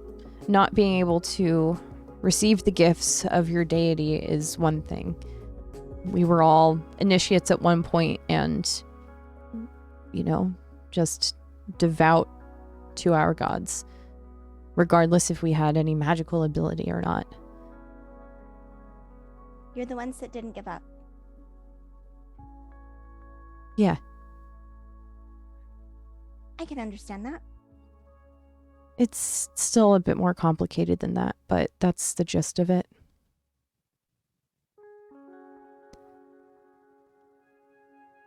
Okay. Anders, do you have a question? Yes, a couple. Okay. So this affects only those who derive power or gifts directly from a god, like those who practice via religion, yes? Or is it wider than that? If it was only us, I feel like we might be able to band together to figure it out and fix it ourselves. But it's not. See, the Divine Gate is closed off from us. But it also means that when someone dies, they can't leave. Okay. And what is the position of the government? What is the Empire or the Cerberus Assembly doing about this? Why are you here and not them? You know, politicians, they're trying to pass it off like it's not even happening. The people are crying out for help. And the Empire is not coming to our aid. I mean, I understand why the politicians would not want to make a big deal, but the Assembly, I mean, their whole thing is magic. If magic is broken, it cannot be good for them. We have tried to, make it a point to them that we need their help. And while we've been able to secure a few members of the Assembly to aid our cause, everyone else is turning us a blind eye. Thank you. I see. I don't know if that's, them also denying it by the ruling of the Empire, or if they're seeking their own answers. But they're not talking to us.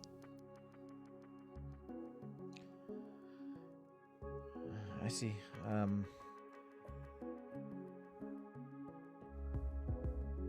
Has anything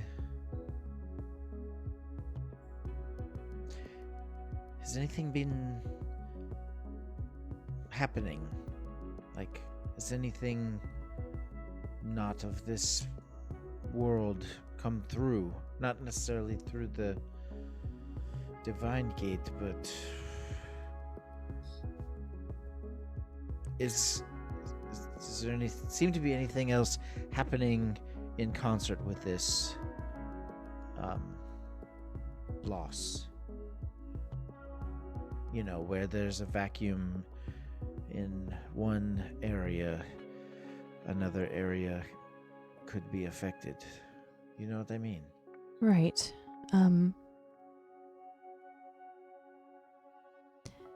There are smaller powers, I guess. What's a good way to put it?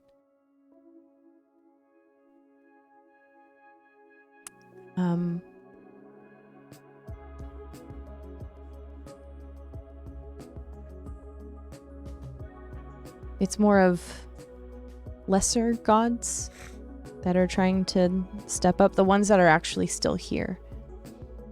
I wouldn't even call them gods. They're not deities. But those that have power and are seeking followers for whatever purpose, they're running a bit more rampant. Though they're facing their own challenges in a world where they're uncontested.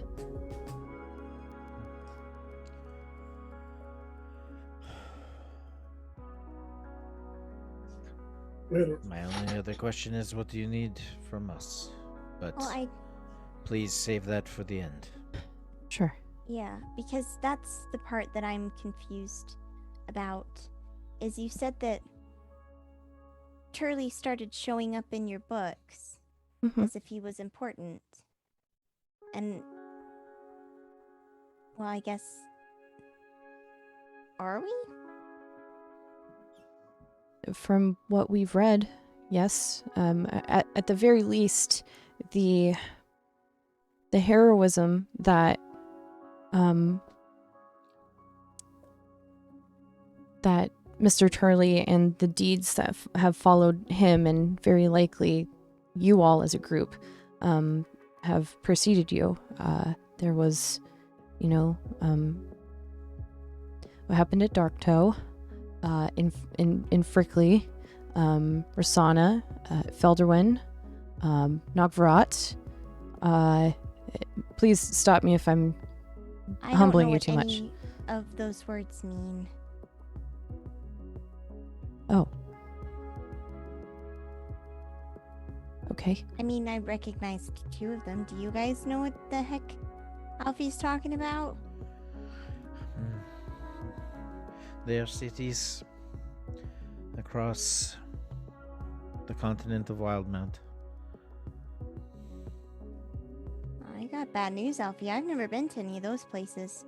Yeah, I mean, it's pretty easy to put 2 and 2 together. There's some kind of messed up timeline thing going on. We're going to go there at some point. At least we have an itinerary now. I mean, maybe.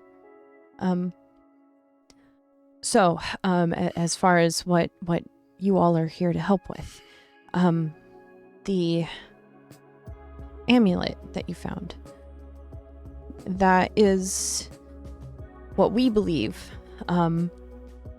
is able to help gather enough power to crack open the gate once more. Maybe not that specific one. Well, that specific one, but there are more out there that we need to gather. It's very much the same thing of being location based and needing to siphon off the powers of that in order to be able to use our gifts. We're all congregated here together in the hope that we're able to summon enough power to do something, but we found that we need some sort of catalyst in order to amplify that, to open the gate. Us all being here isn't enough. So that's what Nikolai is off doing, is traveling, looking for these amulets. The most that we know is that they're in different places.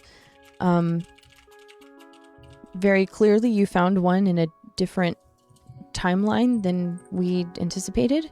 But that you finding the catalyst is what actually helped get you here. You were correct, Anders. See, we were, using the beacon to search out its duplicate out in the world, and try and bring you guys closer to when we were. And there were many attempts. How many times did you all jump through? Twice. Oh. Only twice. Okay. Right? I believe Turley jumped once, and then we all jumped in Frickley, and then we From jumped to Frickley the tavern. to the tavern in the city, and then to the ruins. So we jumped twice. Turley's jumped 3 times? right? Well, you guys got here too, right? So Oh, add one. Yeah, I don't think your numbers are adding up there. Let's go over that again. Count it. So You don't count me. You guys. Okay. From Frickley to the city. From the city to the ruins. From the ruins to here. 3. The 3. 4 from me. Right. The one that you guys pull me from. Mm-hmm. Away from my friends. I'm sorry. It's kind of proximity based, from what I understand.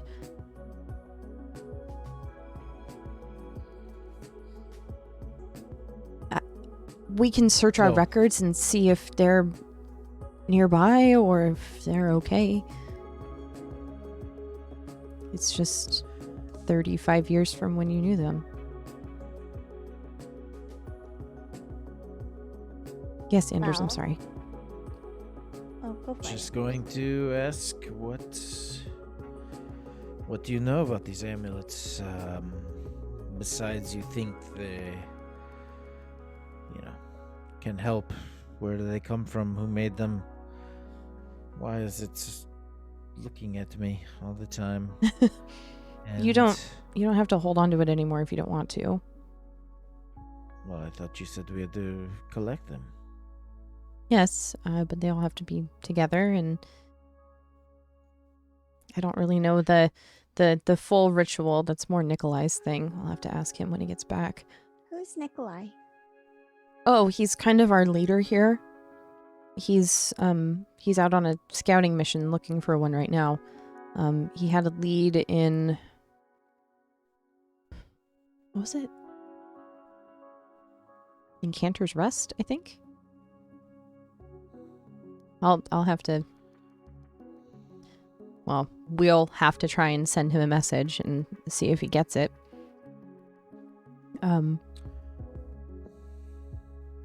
So we have a couple mages that we were able to employ that are helping us look for these.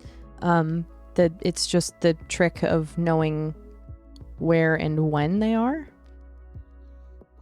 That's kind of the problem that we're running into. They're not just here somewhere right now. They're in a certain time. All right, here's the thing. When y'all figure out where it is that we need to go next for another amulet, or where we're gonna get pulled to next on that laundry list of places, you come get me. But I think knowing we are- exactly how I got pulled out of the time that I was in right now, I need a minute. That's okay. It's we thought we could do this ourselves. I get it. Like I said, I need a minute. And Turley leaves the group and goes back to his room.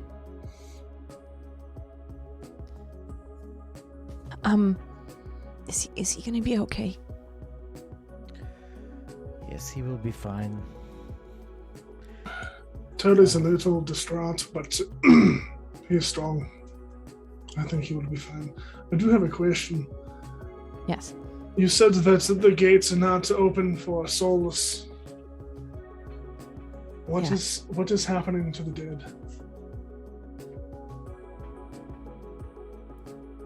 Something is happening to their life essence.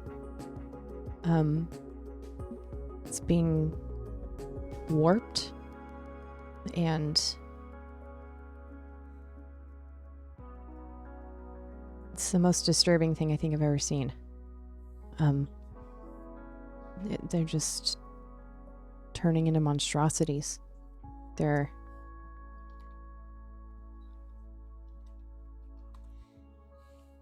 turning into ghosts, or those that are vengeful, but assuming forms that are ungodly. I understand.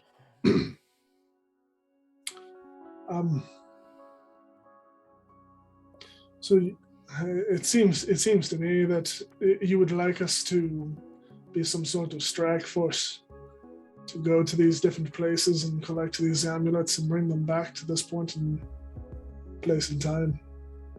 It's what we're hoping.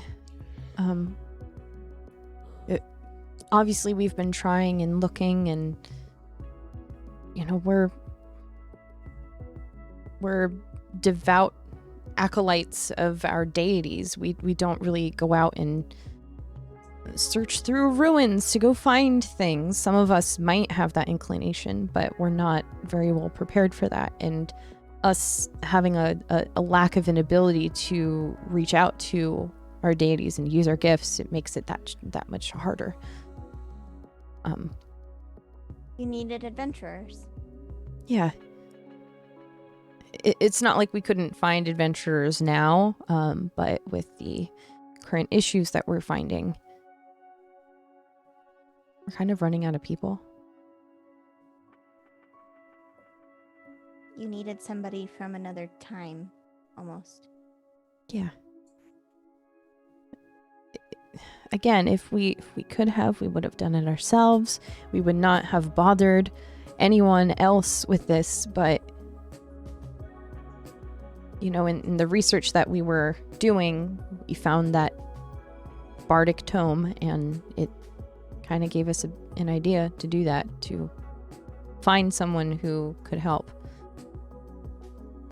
And there are quite a few tales tied to Mr. Turley, and I guess you guys is who it's all written about. I mean, I'm gonna be honest, guys. I'm taking that as a win. It means in some existence, I'm halfway there. I agree. Never It is had nice. a doubt. Nice to have confirmation. Thank you, Mr. I'm gonna try to take the amulet off my neck. Will it come off? Yeah, very easily. All right. It swings like a normal amulet on a chain. It's not like looking at you any weird way or anything. Okay. What do you do with it?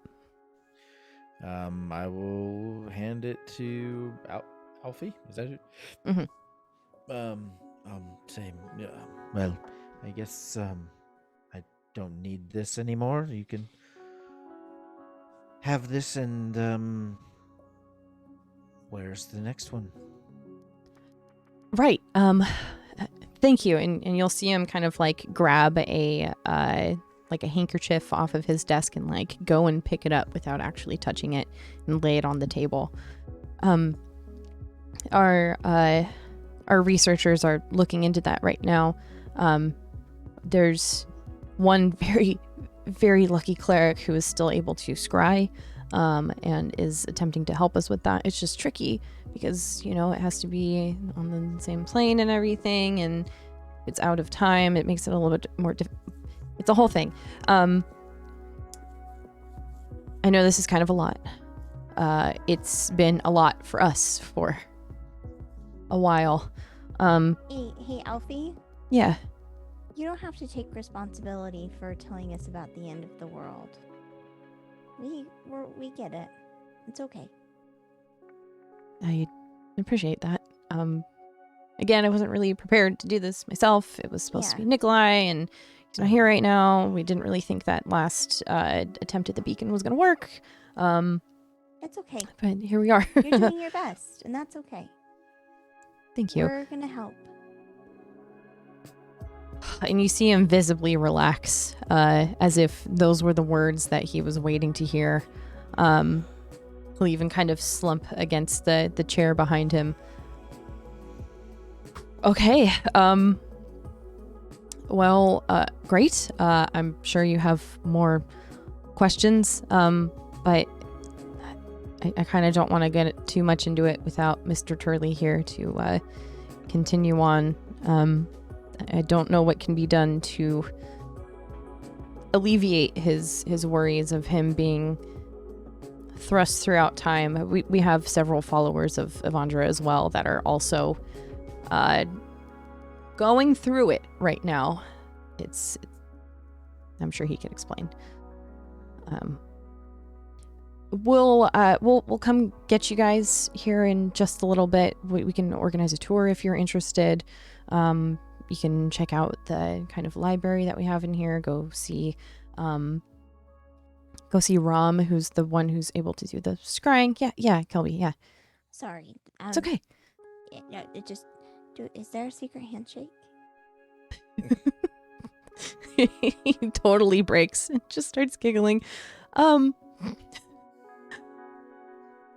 don't think any of us are cool enough to have thought of a secret handshake quite yet. Oh, come on. But You're a secret organization trying to save the world. You have to have at least a call sign or a cool phrase, May the gate be ever open.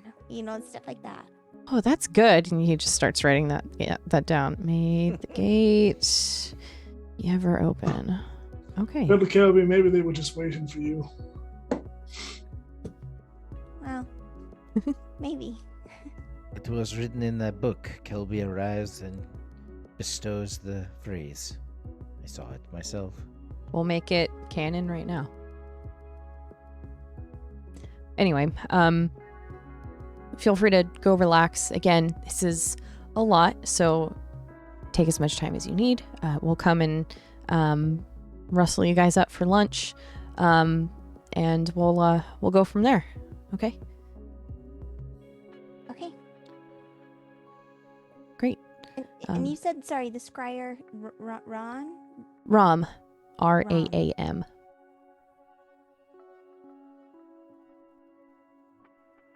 Okay, yeah. Thank you, Alfie. R-A-A-A-ROM. A-A-Rom. Damn it! Rom. Can't change it now, but that's very good. Mhm. Okay. Yeah, we'll come get you in a couple hours. Take your time letting it sink in, and we'll meet back up soon. Awesome. Great. Thank you, Alfie. You did great. Thanks. Mistwin, thank you very much for the chill pill there. That helped a lot. Well, I hope you do realize that faded a minute in, so... Yeah, it's kind of a placebo effect after that. You kind of just learn to ride the wave. So here we are. Should be proud. Well, yes, let's get some rest. I'm sure we should probably ride Turley up a bit, and then we can come back and maybe get the tour. Yeah. Maybe go talk to the scryer. See if anybody wants to scry on someone. Sounds like a plan. And he'll kind of just happily nod towards you and just get back to work with his books. This is where we're going to take our break here. We'll be back shortly. Not sure the exact amount of time, anywhere between 5 to 10 minutes. I would encourage you all to get up, stretch, get some water, maybe pet a dog or something. And we'll be back shortly. All right. See you in a minute.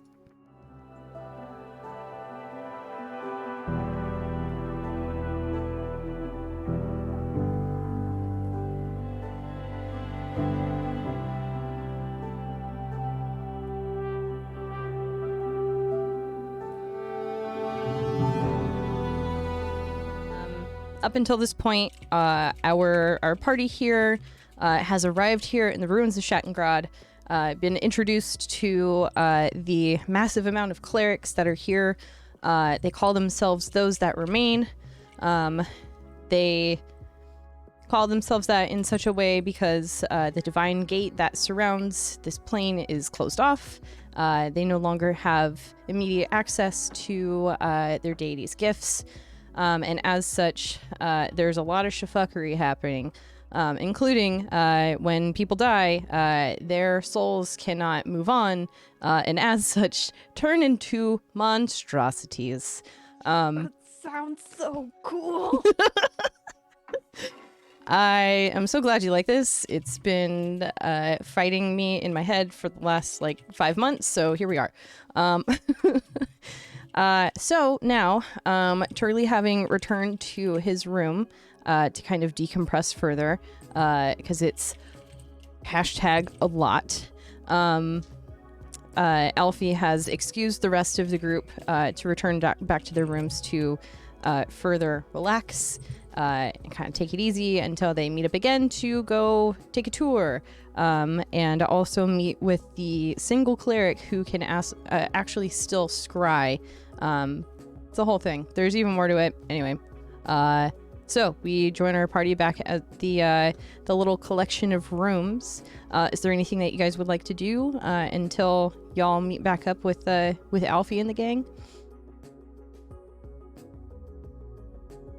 Definitely check on Turley. So, Mishwin's gonna go up and knock on Turley's door. Hello? Turley, it's Mistwin. Yeah, I'm used to your voice by now. I know who you are. Are you alright? Yep, just needed a minute. Listen, and Turley opens the door. I'm fine. I just did not take kindly to them glossing over the fact that it was them that pulled me from everything and sent me on this path like it was nothing. You know, I wish there was a little bit more gravity to that particular point of it. That's all. I'll be fine. I just needed a minute to clear my head. Of course. Do you want to stay here, or would you like to join us on a tour? I'll join you on a tour. It's fine. I think Alfie did say that there was a cleric that still had the ability to scry. Well, damn. I'd like to see that happen. I haven't seen that before. Well, I'm just glad you're okay. Yeah, I'm fine. Thanks for checking in on me, buddy. Of course. Mm-hmm. 5 minutes or so, I think. Yeah, if you want me to just watch over that case for that 5 minutes, you know I can. I'm kidding. Get out of here. No, it's too early. Okay. Yeah, well, turn around. Just gonna go into my room for a bit, and when everybody, I don't know what everybody else is doing, but we'll join up whenever everybody's ready. Hey, Anders. Can I just Yes. workshop something with you really quick? Please. Okay. Can you just hand your hand down here? I just need to see. I mean, there's a size difference, but if I go, so high five, pound it, fairy lights. No, this isn't in the flow, and I really think the elbow should be involved. I gotta think about this. Really give it some consideration. You know what I mean? Yes. Glad I could help. Yeah. No, it's okay. It's just that doesn't have the same effect when it's yourself. You know? Yes. Anyways. How you feeling? It's pretty wild, right?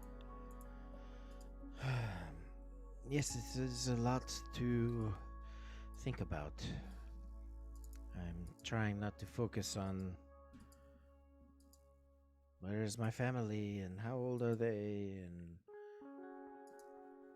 I left some bread out and it's moldy now, you know, that kind of thing. Yeah. Nobody likes old moldy parents. Yes. So I think we need to focus on what we are doing, and the rest will work itself out, I hope. Yeah, So- sure. When's the last time you saw your family? I mean, by your remembering, not by our reality. If that makes sense. Yes, I understand what you mean. I mean, I saw them all the time. I left to find my way in the world, but you know, it is part of life. Maybe it was expected, so Um, yes, I was gone maybe a few months before I met you all. It was fairly recent, but this journey is necessary. So Yeah, for sure. And yeah, I mean, if you're worried about them, maybe we can see. I'm not worried about them. Oh, They are very resourceful. I'm sure they are fine. okay. Resourceful in that they have a lot of resources, or resourceful in that, they're resourceful. I always feel like that's double speak for they're good at stealing. Yes. What? Oh, sorry. No. But yes. All of those things. Wait, really? What? All.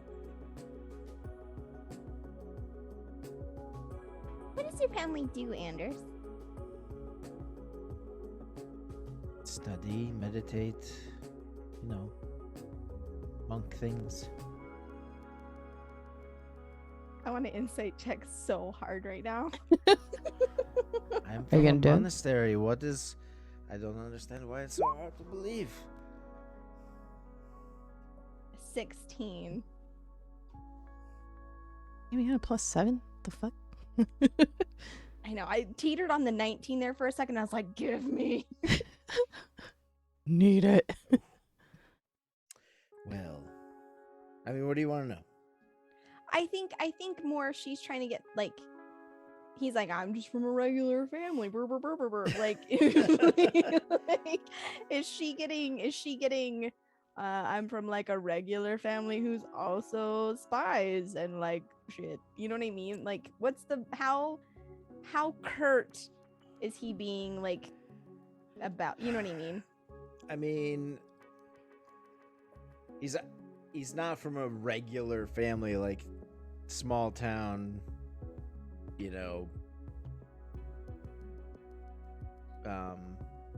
Do I get the sense that he is intentionally hiding exactly yes. what this family does? Yeah, yes. Okay. Absolutely. Okay. Kelby will pick up on that. And as they continue to walk through the hall, she'll go, Yeah, it's funny. Family businesses and stuff. Not wanting to maybe pick up the same line. I kind of know something a little bit about that.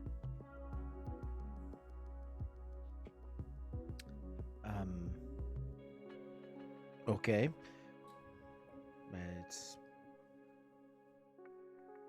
It's not a business though. Oh. More of like a hobby? I mean,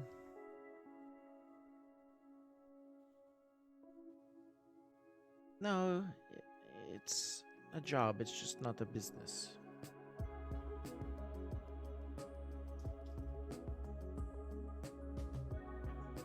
I just have to ask you, Anders, do you think you're ever gonna just tell me what it is? Is there a secret handshake? Do I have to be initiated into a kind of club? There's no secret handshake, but Oh. I'm probably not going to tell you. What if I trade you?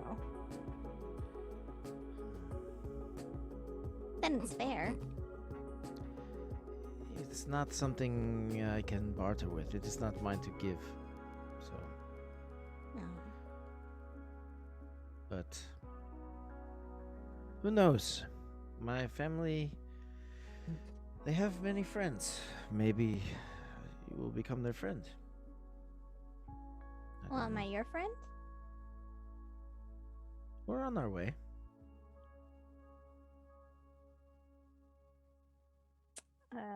Kelby will kind of nod as she falls in step, and she'll start kind of humming to herself.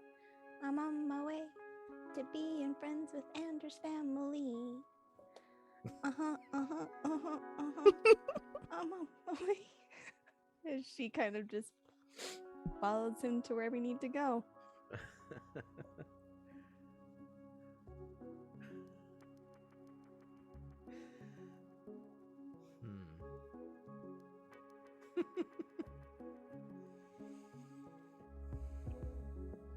Oh, hi, Miss Twin. Hey, Turley.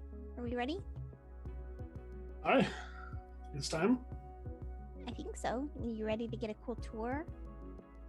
I have a feeling we're going to be spending a lot of time here. So it's very important to know where two things are.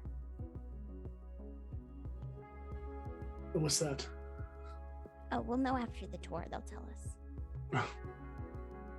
I guarantee you, there's always two things. There's the place you should not go, and the room that, like, has everything you need. You know? It's not a wrong statement. In order, the laundry room and the bathroom. See, Turley gets it. Never go to the laundry room, and the bathroom has everything you need. Yep. Why don't we go to the laundry room? Do you want to get stuck doing the laundry? Exactly. Nope. All right. I just have the one thing, so it's pretty easy. Yeah, you don't change much, do you? Is that a family trait? I'm just teasing. No, it's a traveling light. Anders, Yes. what do you wear when you're doing the laundry? I don't want to think about that. I'm gonna go.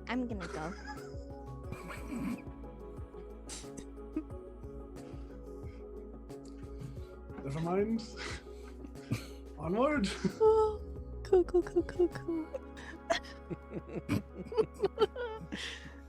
All right, so dreaming of laundry and calling it a nightmare. You all make your way back down the hallway to Alfie's office. He'll be kind of waiting there at the door. Sorry, I gotta move something real quick. There we go. Yeah, he'll be waiting there at the door. You know, kind of calmly, his hands in front of him, kind of draped in his vestment sleeves. And he'll just put a hand out towards the room that you guys came from. Are we here for the tour? You guys hungry? Do you need anything? Do you have like charcuterie boards or anything like that? Finger foods? I'm pretty sure it's pronounced differently than that, Turley. Small pickles, perhaps? You may know them as gherkins. Gotcha. We can have something arranged for our tour. One second. And you'll see Alfie like return into his office. Anyone watching will see him approach a small table with a similar stack of parchment and ink on it, similar to the one that's down the hall in front of your guys' rooms.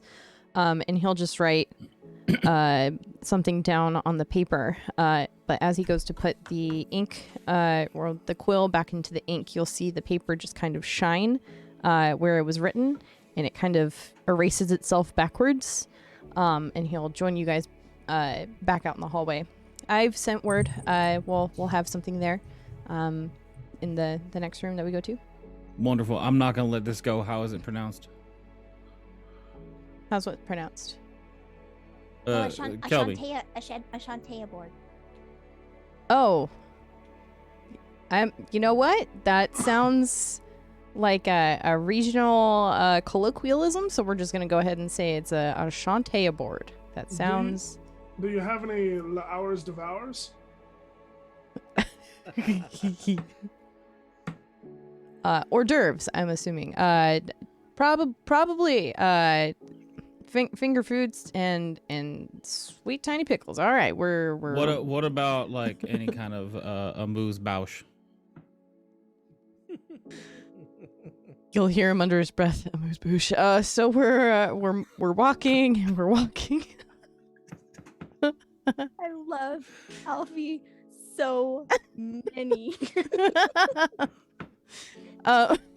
He'll start the tour in the room that you guys arrived in. It's fairly nondescript. It's like the walls are carved out from in here. It's not like it's, fully completed with built walls or anything, but it's just the table with the text and the beacon on its own little pedestal. There's, some torches in here, and he'll just kind of wave in and say, so this is where usually I am. I'm either here or in there, and he points back to his office. This is kind of my setup. This is what I'm tasked to do, is to operate the beacon and read up on the beacon. And that's the tour. Thank you for I'm just kidding. That's not it. Humor is hard. Do you have any questions about this room? Anything I can answer, or we can move on? Are there one of... Oh, go ahead, Kelby. You... No, I Shorter. feel like your question's probably more... It's really not. Oh. Well, I had a question about that. We were able to get here because we had a beacon. Mm-hmm. But that's gone now. So... Right. Is that something that'll get explained later and how we get back here? So we're gonna Also, have do you have a favorite bird? What was the question? Sorry, I really wanted to know. Do you have a favorite bird, Alfie? Favorite bird? I'm... Oh gosh, I don't think anyone's ever asked me. You know what? It's okay. You can take some time to really think about it. And again, I'm sorry. Turley's question was probably way more important than that one, but No, this is great. It's getting to know people on like a personal level kind of thing. Get to know your coworkers kind of thing. That's great. I don't know of names of birds very much, other than like the blue jay and the blackbird. Is that what they're called? I don't know birds. I'm gonna have to get back to you on that.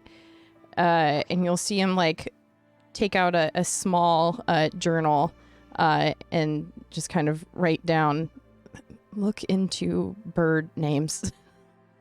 Tuck it back into his pocket. So, any more questions about this room, or can we move on? I know we haven't gone very far, but how frequently do those little tables with the request forms, the requisition forms, how frequently are they scattered about? They're kind of in the main areas in which we determined that they would be needed. So down the hallway where you guys are situated for our guests, in the event that they need anything. I have one in my office. Nikolai has a stack in his office. Rom has some in the scrying room. There's one in the library, one in the kitchen. They're kind of all over the place. All right. When we get to those rooms, can you point it out? Sure. Did you have a specific need? I can go write something down. No, I'll write it down. I got it. And Charlie will go in and write something down on the paper. Okay. Are you gonna DM it to me so that I know? Oh yeah. Okay, great. Perfect. Tay. Question before we go. Yeah. This room, this is where we'll be coming and going from, I assume. Yeah. I think we glossed over the question of we used to have a beacon and that's how we got here. Right. No, that's something we're gonna have to do a bit of research on to try and find another beacon. Unless we can get Chinook back here with that one.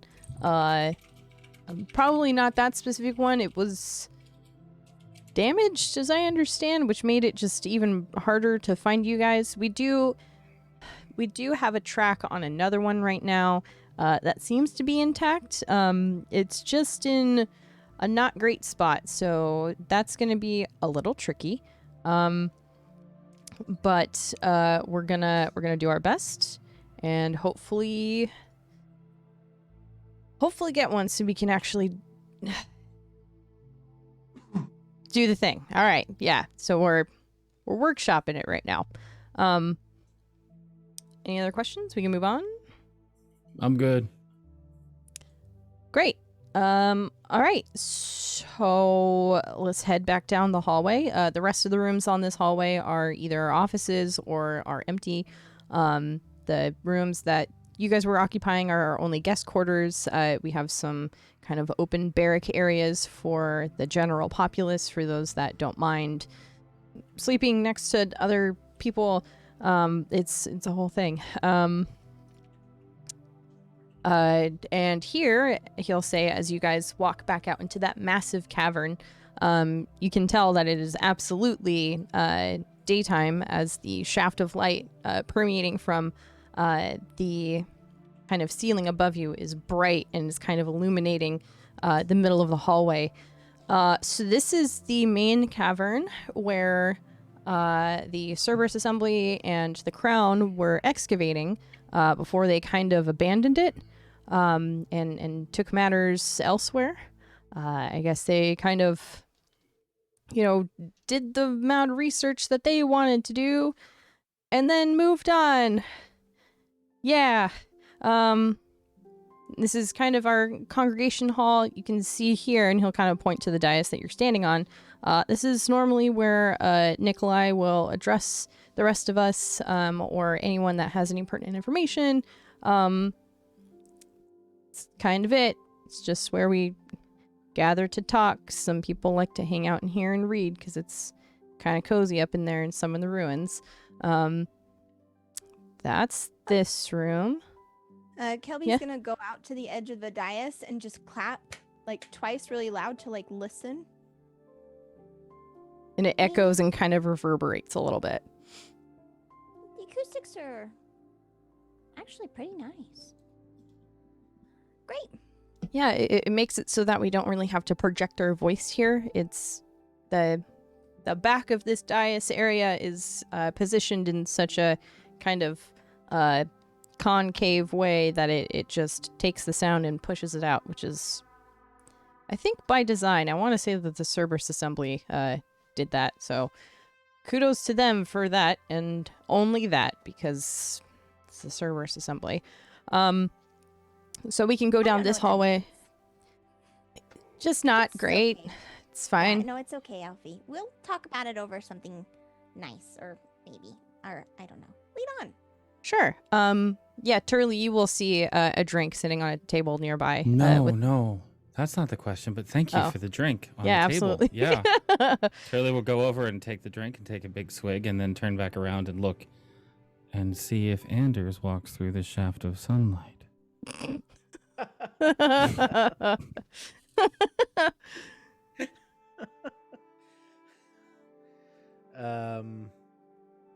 It's a leading question, but sure. We walked into the room. Like, is the sunlight in the middle of the room, or is it close to where we were? Or like how is it oriented? This hole in the ceiling or whatever. So yeah, so the hole in the ceiling is it's kind of towards like the right side of the room, and then the shaft of light is coming down in like a diagonal way, so it's kind of out in a cone of light, so it's not just like a direct thing, but yeah, it's kind of out in the middle. You can see it. It's like almost directly in front of you guys, but maybe about 30 feet away. So Anders walk up just to the edge of where the light is hitting the floor and to kind of look up and careful not to like blind his eyes, sticking his head into the shaft of light or anything. Just kind of look up and see how it's coming through. Huh. Is this the only sunlight you can get in here? Yeah, it's kind of deceptive, that that hole in the ruins up there that leads up to kind of the natural light. It's actually pretty large, and had we not formed a bit of a barricade around the ground up there, people would fall through. But yeah, it's kind of an air shaft. So if we have fires in here, then the smoke can escape. Yep, that's Good to know. Thank you. it for natural light here. I'll step back. I'm sorry. Continue the tour, please. It's fine. Yeah, It's okay. Step back as in not through the light. Okay. No, I walked up to the edge. I just kind of looked at the how the hole in the ceiling and Yeah. back away. Listen, I would not fucking put it past Chum for a second. GM, I would like to write down on the piece of paper again. Same thing as last time? Oh yeah. Okay, great. Yeah, perfect. Yeah, there's Do I see Turley eyeing Anders in a way? I don't know, do you? Does Turley In make a it way. extremely obvious that he's taking a gander over to Anders? I mean, I was stone cold staring him down as he approached the sun. Mistwin will just kind of sidestep over to Turley. Turley, Yeah. why is everything all right? Well, Why are you? Is something wrong with Anders? Did you see Maybe. something? maybe. I don't know. Mistwin will just kind of raise an eyebrow and slowly slink. There's a history here. It's okay. Don't worry about it. GM, Yo. I would like to use Divine Sense, please. Ooh. This is fun. I have a question for you. Oh, damn. Okay. So this is a stupid question, but I'm just brain dead right now. But remind sorry. me. No, you're good. You're good. So this is a question for Mistwin. What is Mistwin's class? Alan, Paladin. What is your oath? Redemption. Okay. Totally cool. He does not strictly follow any god, That's what I thought. but up to you. I would not put it past a god or goddess, deity of some sort, to, without his knowledge, be helping him out. Mm-hmm. I don't know. That's not up to me. But Mistwin does not. He's not a holy person. Okay. That's fine. Yeah, no, it works. Okay. I know if anything is celestial, fiend, or undead within 60 feet of me. Also, anything that is affected by the Hallow spell. Okay. 1 second. Kelby lights up like a Christmas tree. What? That's very good. I'm gonna DM you really quick.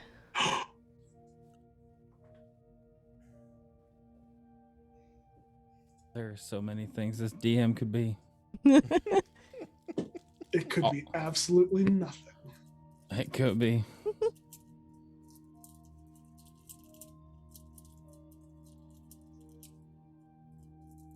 Take that as you will. Mistwin just kind of gives Turley a side glance.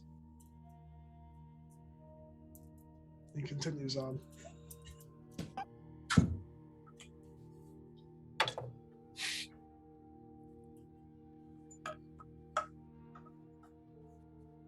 All right. So Alfie will lead you down into the kind of the main space of this cavern, and he'll kind of point towards 3 caves, or not caves. What am I saying? 3 tunnels that kind of branch off from this main area. There's one massive one over to the right, and then there's 2 that kind of form a Y formation towards the back. He'll point over to the right. So that's kind of our route out of here if we need to get up to the surface. There's also, a former security office that the Cerberus Assembly left behind. It doesn't really have much in there. We don't really use it that much. But there's a couple other relatively abandoned spaces in there. You don't really have to go over there if you don't want to, but we can if you want to see everything. Kind of further towards the back, the left way will take you back towards the chambers for all of everyone, where everyone kind of sleeps and stuff, and the places that they rest and use the facilities if you so choose to call it such a thing. And Nikolai's office is back that way.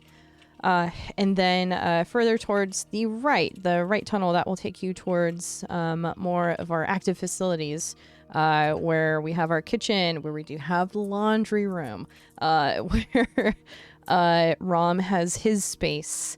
There is unfortunately an abandoned temple in there where we kind of sought refuge at first, but a lot of us don't really find the need to use it anymore.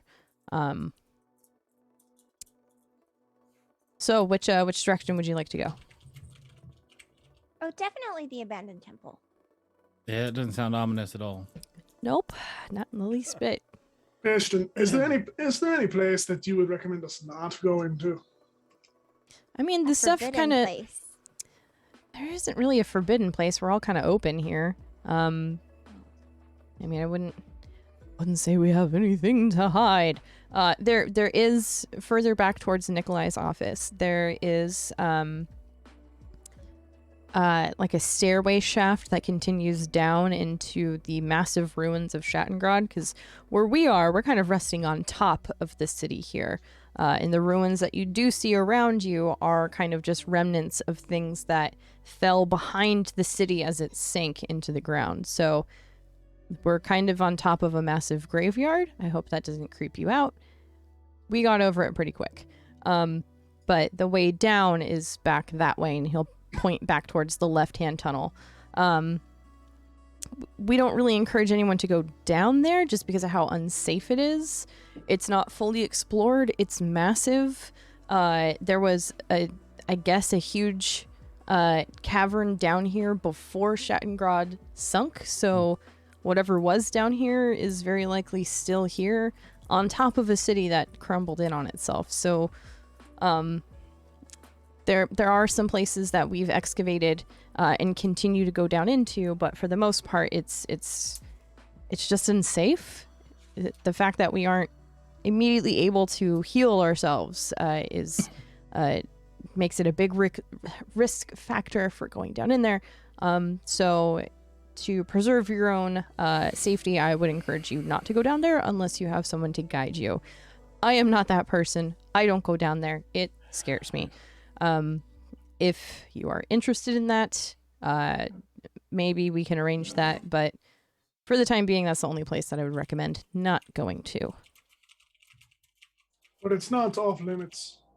No, it's not off limits by any means. It is forbidden. Kelby will yell out as like a joke.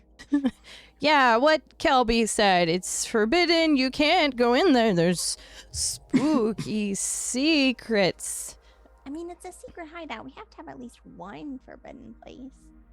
I guess you're kind of right. Maybe I'll talk to Nikolai about that when he gets back, just to have a canonized "don't go here lest you wish to bring death upon you and others" kind of thing. I can paint a sign for it if you want, or hang out on front of the door. Sure, if you want.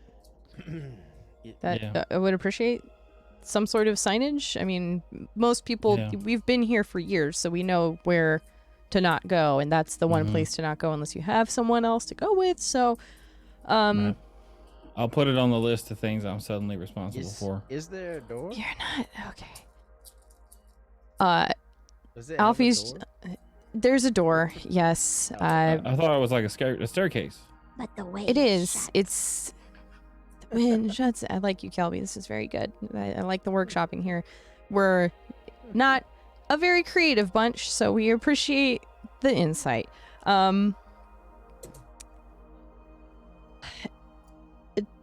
Hey, Alfie. Yeah, You're doing a great job. thank you. I'm sensing a bit of animosity here from Mr. Turley, and I feel really bad. I just Turley want you to.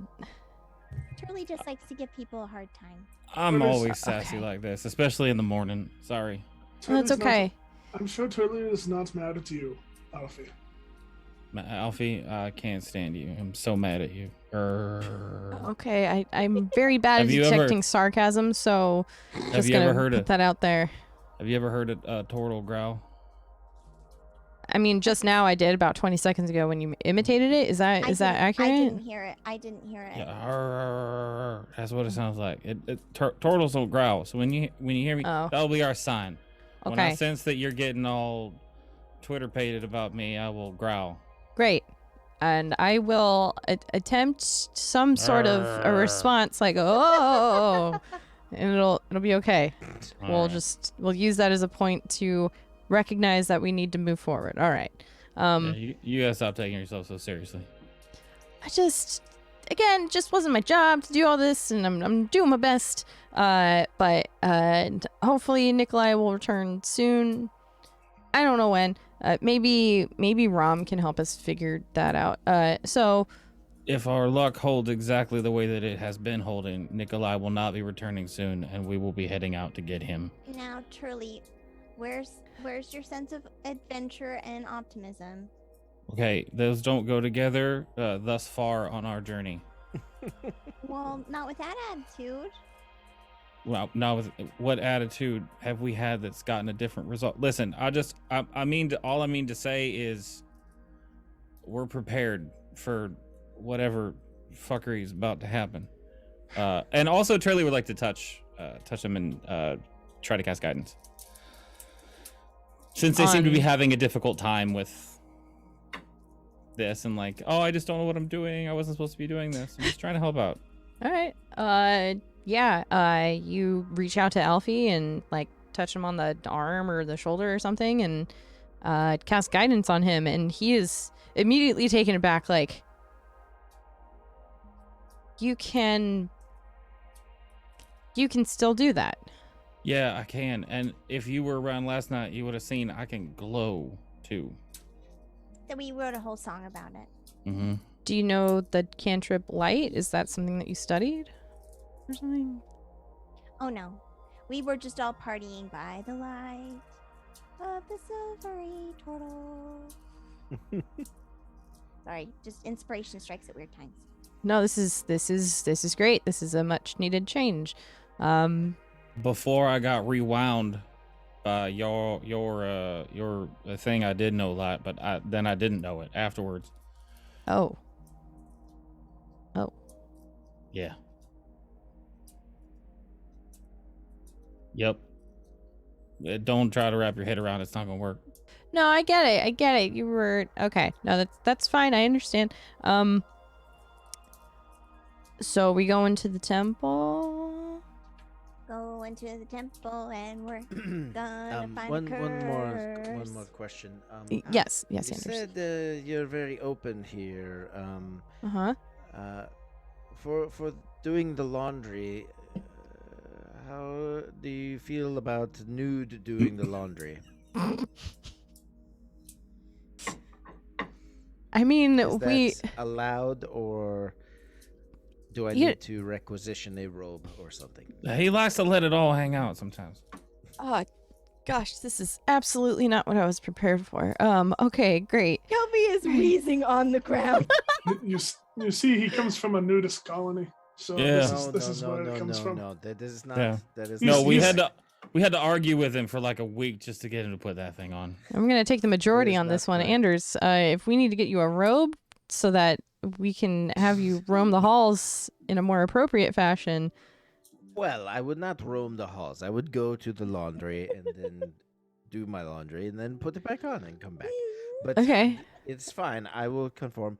No, it is not about nudist colony or anything else. I just travel light, and I don't have a lot of spare clothing. So Hey, listen. I fine. know he's being modest. He does not travel light, if you know what I mean.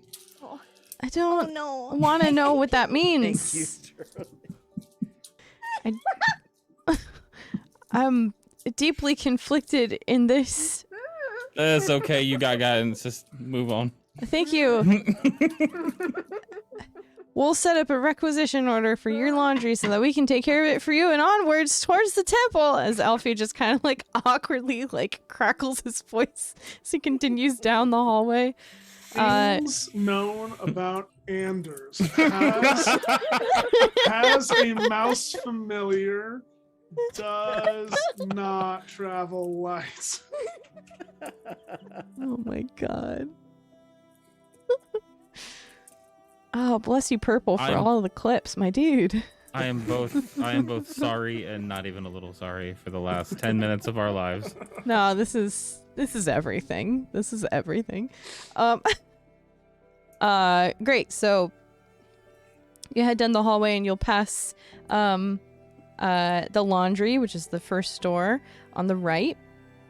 Shortly afterwards, the kitchen with its doors open, and you can see like the fires bellowing in there, and there's a constant string of food that's being made and being brought out of there. There's a dining hall just past it where you'll see a congregation of clerics, breaking for lunch and whatnot. And then at the very, very end of the hall, two giant double doors are closed. They are intricately carved, showing a vast amount of deities. Anyone who knows of the symbols of like all of the prime deities, they are all present, which is atypical for the Empire, because there are only a certain amount that are officially recognized within the Empire. But there's like everyone's come out to play. All of the prime deities are here. There's even some of the betrayer gods down at the bottom, which are kind of etched out, as if kind of in haste, like maybe they're the ones that did this. Blah, blah, blah, blah. But the two doors are closed, and there is a lock on the door. Alfie will approach the door with a fairly large key on a ring. It is the only key on this ring, and he will open the door and have a very hard time opening it. It's like it's kind of stuck shut. It'll take him a second, but eventually he'll be able to get it open, and it swings into this massive temple with pews and seats kind of wrapped around in this kind of half circle angle, pointing towards the altar at the front in the middle of the room. There is one other shaft of light that is perfectly hitting the altar. It is a massive room. It echoes just the same as it did out in the main cavern. It is very dark in here, other than that shaft of light pointing down at the altar. So, this is it. Not much else to say other than we don't come here anymore. Why? I mean, don't really. It's not that we've lost hope. Obviously, we're still here, so we have hope. But if they're not there to listen, then why dedicate an entire space to it? It just kind of makes us sad. Kelby will kind of look a little bit confused, and she's going to move through the temple, heading directly to the altar, where she'll stand and just look around, like at this place. Kelby's probably never been in a building like this before, so to her this is they're like the reverence of a place, you know what I mean? Like it strikes her as important. Mm-hmm. And she is gonna look back at Alfie and just say,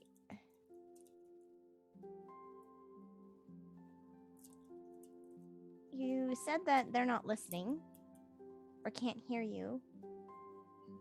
So you're just done with it? Done with this space, but I'm sure you'll see it as we walk around. You'll see people kneeling in prayer before they take on a meal. If we pass the bed chambers, you'll see some of them kneeling before taking a nap or before their rest for the evening. We all worship different deities. And the fact that none of them can hear us makes this room kind of a reminder of that. So we all take our own time to still try and reach out. We've certainly recognized the importance of working together to try and form a bit of a connection to try and make it work. And you'll see with Rom, that's kind of how that works. But we kind of told ourselves we're not coming back in here until it works. Until they can hear us and we can hear them. It just doesn't feel right. But you'll see people in prayer. You'll see them on their own rugs or hiding out in the main cavern.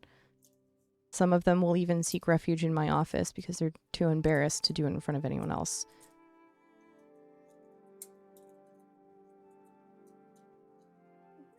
Kelby is going to reach into her pocket and pull out a small seed that she'll move over to the altar and kind of place on it. The thing is, I respect your choice, but it feels like if you don't hold it, if you don't hold the place here, they won't know where to find you. She's going to cast Druidcraft to make the seed kind of grow into a small little flower on the altar. And if no one hears your prayers, well, I mean, really, that's not true. Someone always hears your prayers. Even if it's just you.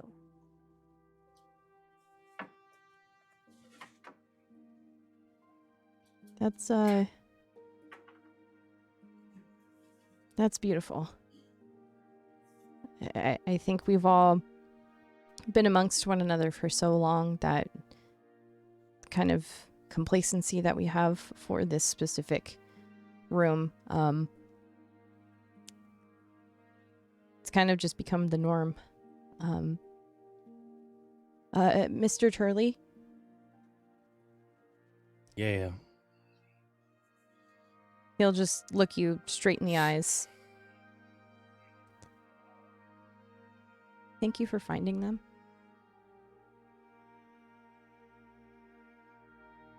I'm pretty happy about that too.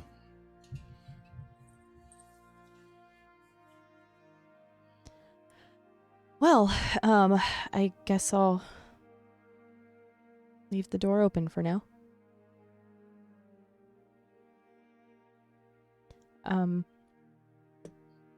Where else would you like to go? The kitchen, the bed chambers, the library, maybe. We can go see Rom. Laundry to do. Well, take care of your laundry, Just Aunt kidding, Anders. I kid. I'm kidding. I'm making a joke. Do you have a quartermaster? For weapons? Armaments? We haven't had a need for that. I mean, the few of us that have an inclination for adventuring, they have their own personal armaments that they've had for however long they've been adventuring for. But the rest of us are more of the you know, the kind that you would find in the temples and in the libraries. So No, of course. Apologies. no, it's okay. It was a just- valid question. Did you need something? We can certainly attempt to procure things. It's less that I need something specific. It's just I don't know if we're going to be going out on these missions to bring back items of importance and whatnot. It's just important to know, to take stock of what kind of aid can be given to us. Oh, absolutely. Yeah, I'm hoping that when Nikolai returns, he can go over that in a bit more detail with you. We have a whole plan set for whenever you all were to arrive. Again, of course, in the event that you agreed to help us, not like you would really have a choice. If you would have said no, we would have figured out a way to return you to where you came from, but that option kind of left us when your beacon kind of fritzed a bit. Perhaps when we find a second beacon, if that's still something any of you are interested in, we can make do. But anyway, yes, Nikolai can go into greater detail about what can be done to help make your task as easy as possible for you. 'Cause it's not going to be easy. It's not great out there now. I can't speak to how it is in other times where we might find these other amulets. We're very hopeful that we can find them now, in this time. But in the event that we can't, we'll have to set you up with a bit of a team to research everything that's happening in that specific timeline so that we can properly assist you. Alfie, Yes. is anyone else looking for these amulets? Nikolai. No, I mean like anyone else. Not part of this group. Anyone with goals counter to yours? I don't really know of anyone that would have counter goals to us. Perhaps there are groups out there that wish the gate to remain closed so that chaos can reign, but yeah, let chaos reign. I can't imagine why anyone would ever want to do that. These amulets are extremely powerful, and extremely rare. They're well documented in history, hence why we're able to find the ones that we know are going to help us with this. I'm sure you all are aware of magic items and their properties and what they're able to do to assist those that occupy them, but these specific ones are special to our cause. It's entirely possible that they're needed in other causes as well, but we're kind of laser focused on our current cause. Bit tunnel vision, as it were. I just one other question about Yeah. them. Sorry, Anders, or not Anders. Mistwin, I know you were asking a different question, but I'm just afraid I'll forget. Who made these? Where did they come from? We don't know. The most that we know is that, well, I guess I can let Nikolai explain, but from what we understand, from the mages that are helping us study and understand things, is that these specific amulets have such a concentrated amount of divine power that if we're able to gather them together, we can connect them in some sort of, I don't really know how it would work, but there's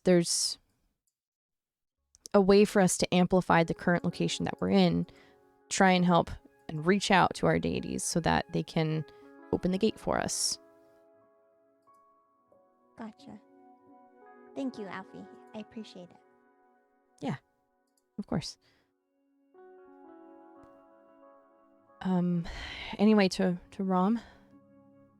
I think so. Okay. I don't have any dirty socks, so. Okay, even if you did, I will arrange a laundry service for you all. I'm sure you've noticed, and you'll kind of point towards his extremely clean vestments, which seems a bit of an opposite kind of thing that you would expect for someone living in a cave. We are of clean mind here. Cleanliness is godliness, and all that. So, yes, Miss Wynn. Could you point out the nearest scribe stand? Oh, I don't think there's one in here. There's one back in the kitchen.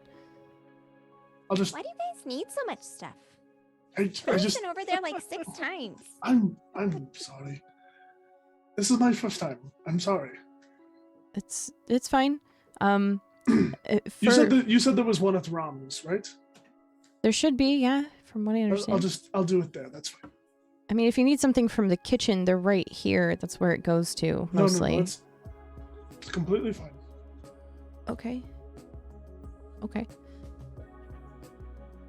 Great. And he'll lead you down the hallway towards the... did I say it was on the left or right? I don't remember. It's the back right is... so we're technically in the same kind of Yeah, hall. you're in... We just have to backtrack. Yeah. So it'll be going back down the hallway. It's going to be on your right.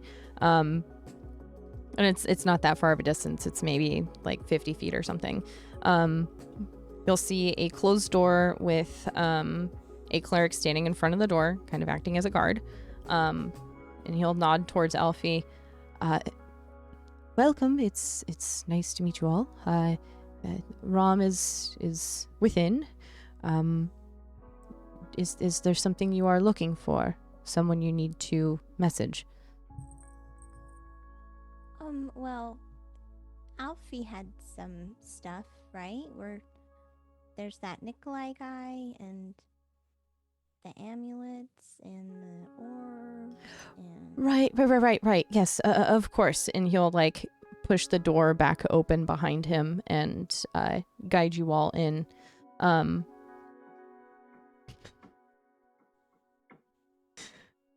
it. Okay, sorry. Fucking Discord DMs. So he will push the door back open and it will lead you into another kind of circular chamber. There are several torches kind of around the center. You will see one man kneeling at an altar in the middle of the room. And then there are 5 or 6 other clerics kind of throughout the exterior of this room, kind of back towards the walls, that are in deep concentration. Some of them look like they haven't really moved in a really long time. They've got like plates and piles of food next to them and some water and maybe even some like buckets to relieve themselves. But the man in the center is the one that is illuminated by all of this. And without turning around to see you, he will stand up and kind of crack his neck. Yes, Alfie, you are bringing of the group here. And the man will turn around and you'll see a kind of gaunt man with dark features and a long, scraggly black beard. His eyes kind of sunken in a little bit. He looks exhausted. And he will kind of shift his vestments, which look to be a bit too big for him now, as he slowly turns around to you all. Yes, Hello? Good. What day is it? Ezra? Ezra, what day is it now? And someone back on one of their little posts will kind of pick up their head. It is the morning. I think. Yes, the morning.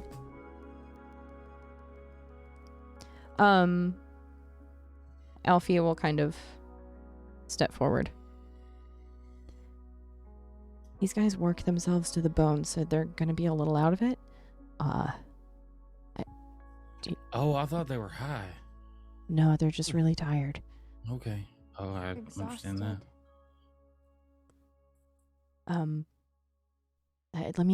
Let me just go speak with Rom very quickly. And he'll go up to Rom, and you see him talking to him for a couple minutes. I'm gonna find the scribe slab and scribble. Very good. You will see your message written out, and it will kind of in like an iridescent rainbow reverse itself as if the message has been received.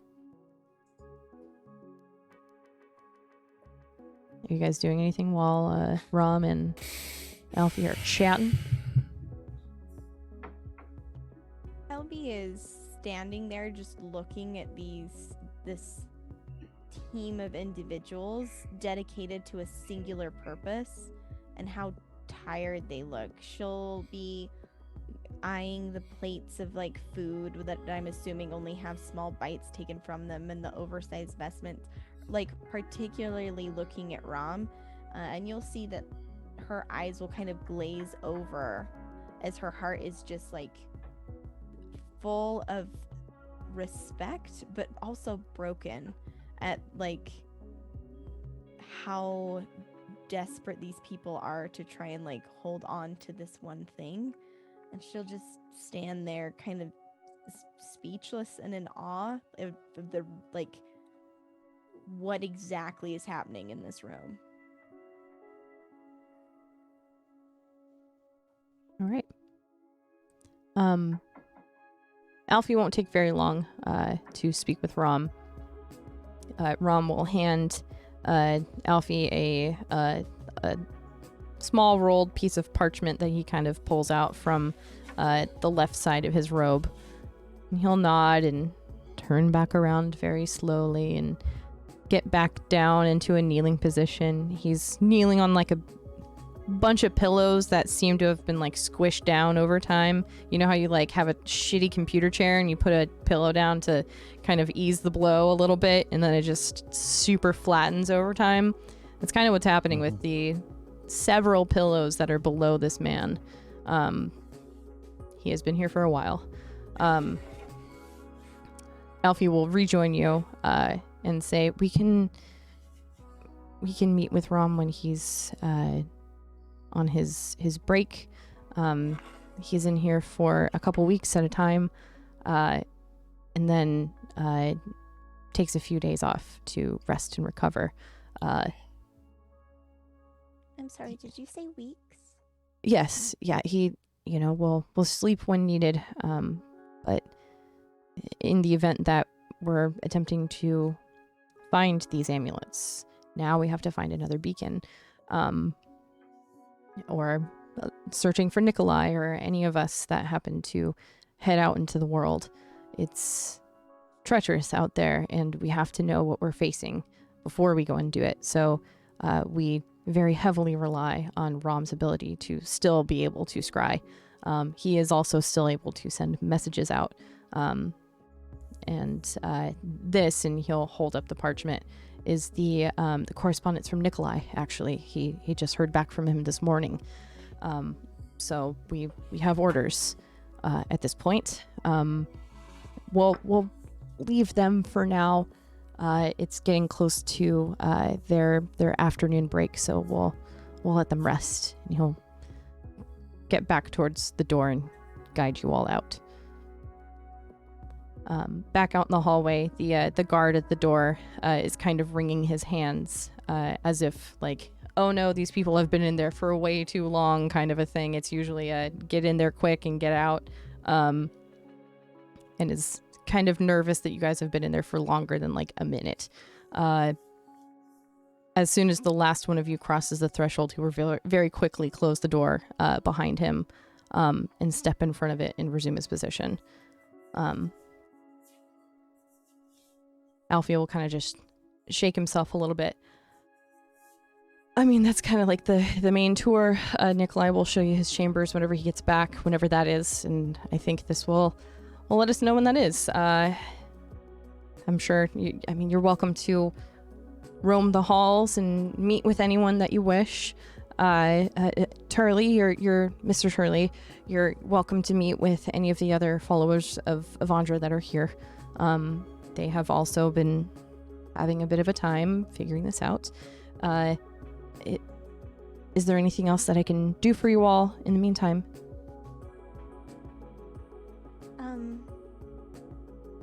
Is there like a schedule?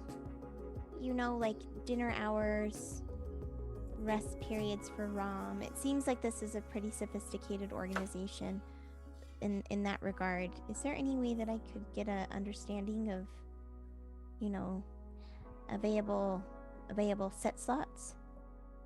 Oh, yeah, of course. We do have a bit of a set schedule for each day and nearly each hour. That's mostly for the kitchen and for ROM. Even Nikolai, he kind of has his own thing that he abides by, but outside of that, everyone kind of picks up where they can. It's a relatively well-oiled machine. Thank you. Yeah, absolutely. Yeah, I think that's all I have for you all here, other than the correspondence from Nikolai here. Shall we head back to the office to rest for a bit and go over the correspondence? Of course. Did have a question. Yeah. He'll kind of guide you and answer the question as you move. I know there's not many fighters here, but I might also assume that there's no one here trained in enchantment. We do have a couple mages from the Cerberus Assembly who have joined the cause. They're not as experienced as we had hoped for the amount of things that we need to do here, but they are decently trained. Did you need something?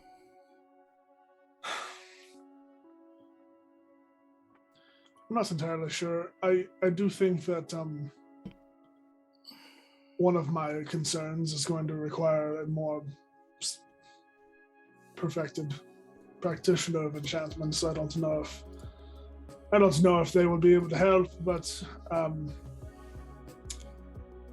perhaps if they are not too busy, if they would be able to talk to us and see if they can help us at all, especially before we go out on a mission.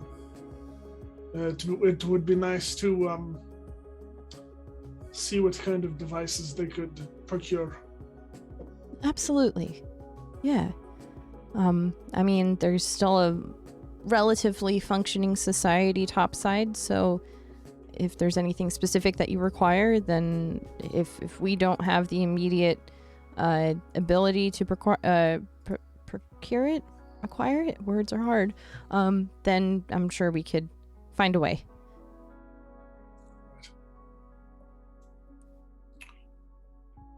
Okay.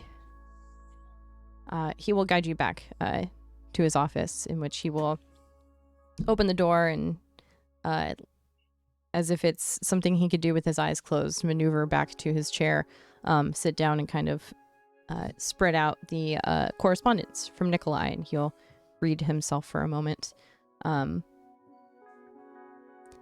Okay. Yeah, no, this is good. This is very good. Excuse me. He will kind of tap the parchment on the table and set it aside. Nikolai will be rejoining us tomorrow. He's not too far, or at least he didn't make himself completely inaccessible. He also reassured that he has heard of all of you, not only Mr. Turley, but he is intimately familiar with the histories of the other three of you, and has essentially reassured all of us that you all are going to be of great service to us, to everyone. That sounded weird. Really, it's more of the sense of he knows of your abilities.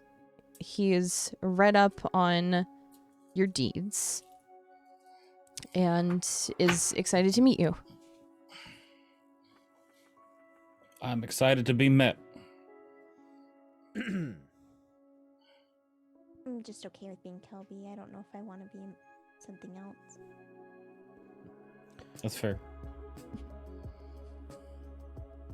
He had some brief messages here for you all, knowing that, you know, you all have been extremely displaced from your original homes here.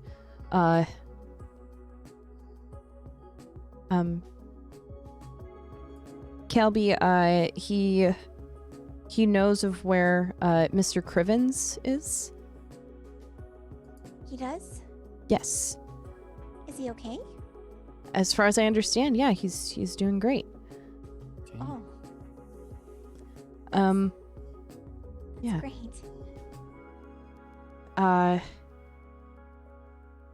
What is it here? And he'll kind of open the parchment again. Mistwin, he has kind of conflicting news. I'm sure he'll reveal this when he returns, but he knows where your sister is.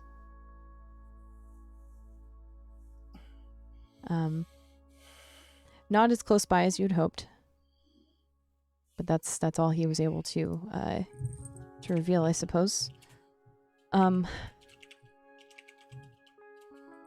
Mr. Turley, he reassures us of your condition and is able to assist with any sort of flare-ups you might have, and is eager to assist in any sort of assessment you might need for that.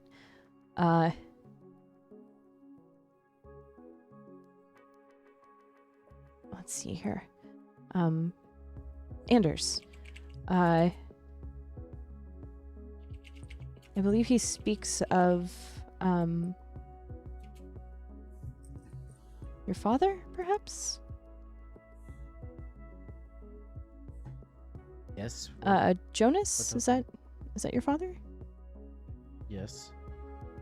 He just assures that he's still the head of the family and is providing operations as normal. Very good. Good He- to know.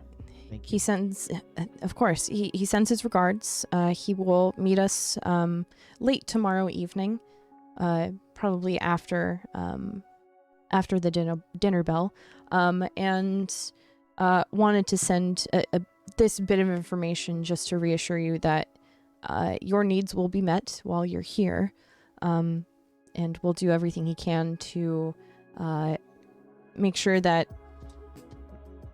it's as easy as possible. It's the weirdest situation. I've never been throughout time before. Only Nikolai has, and that was a very harrowing test to see if it would even work. But he turned out just fine. He's great, and has just been a beacon of light for us in this whole endeavor. So I can assure you that things are going to be better now that you guys are here. Of course they will. We're here to help. Yeah, it seems like that's what we do. It seems so.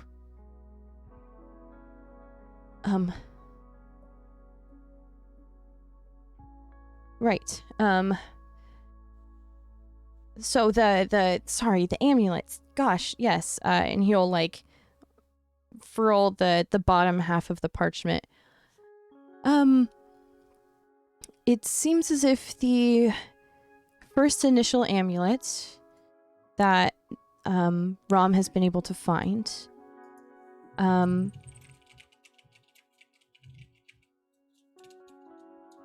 I believe it's with the Noctonics.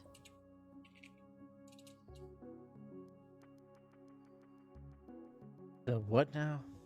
It's a family. That's all we know.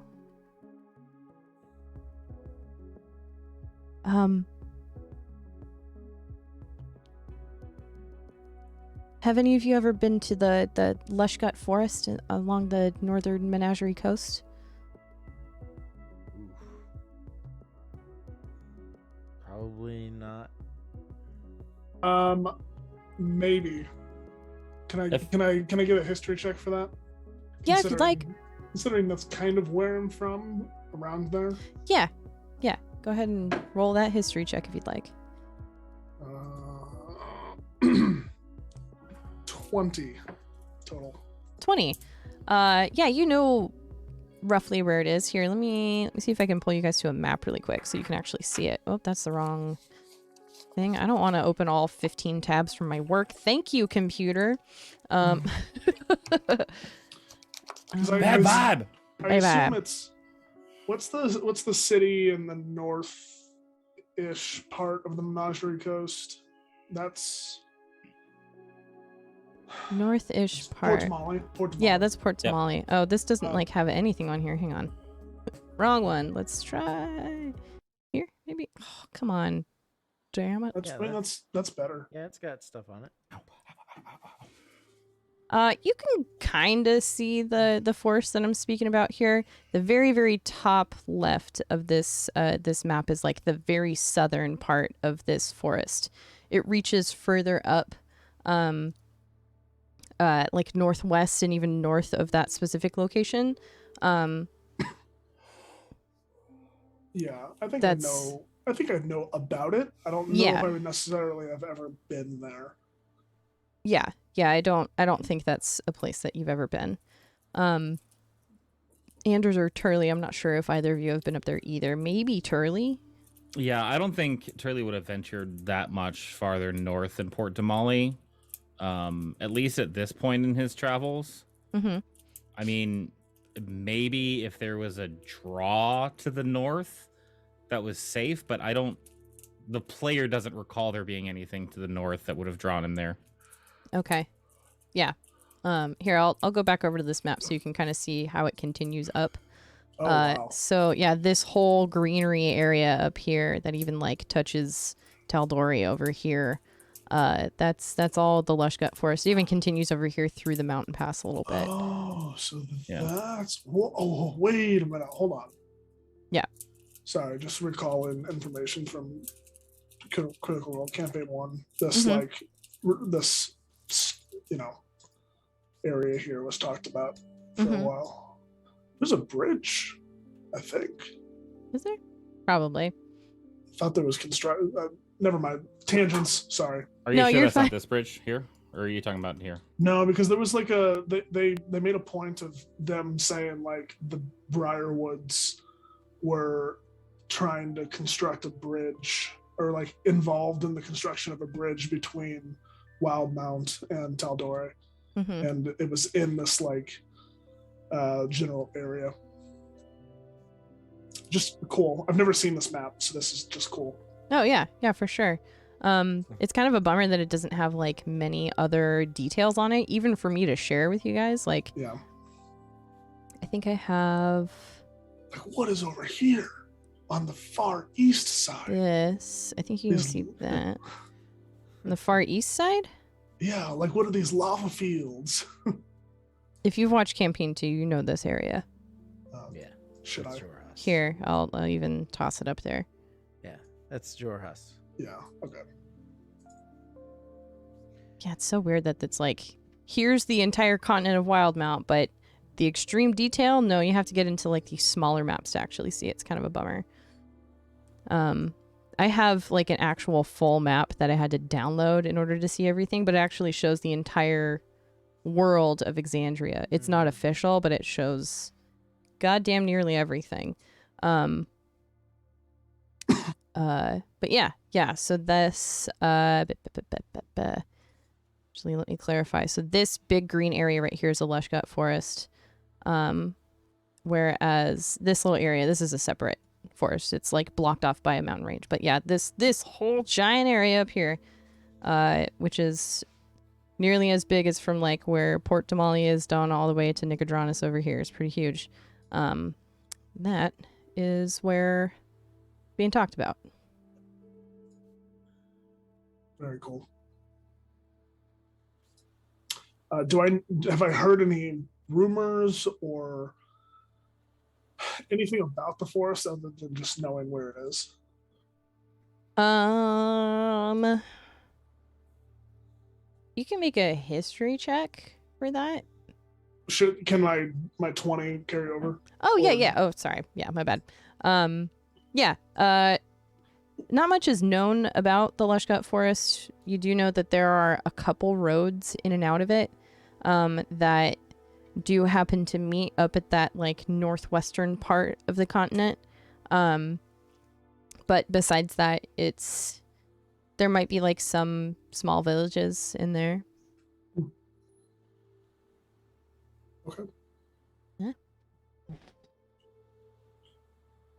I've heard of the Lushgut Forest, but not anything significant.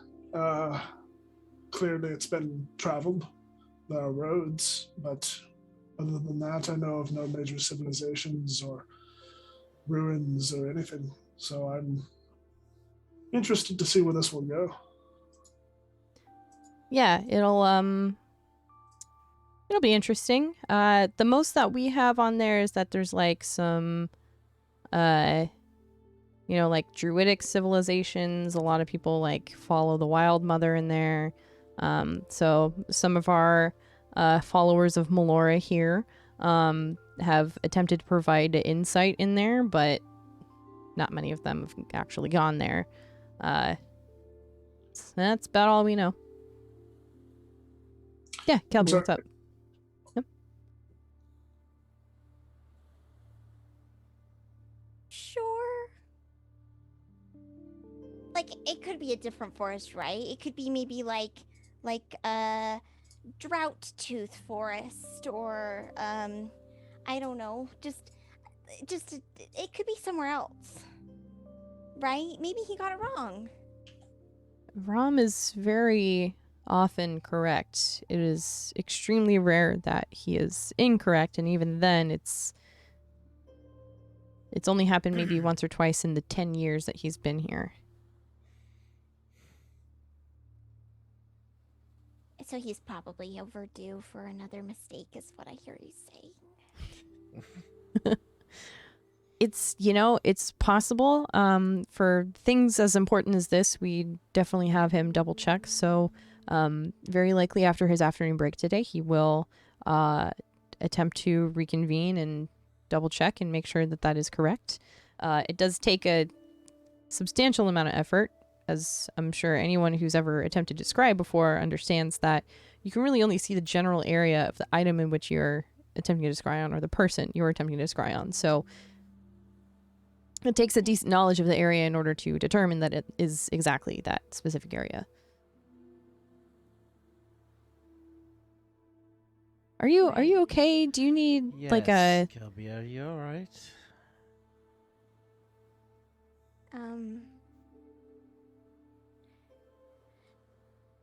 Yeah. I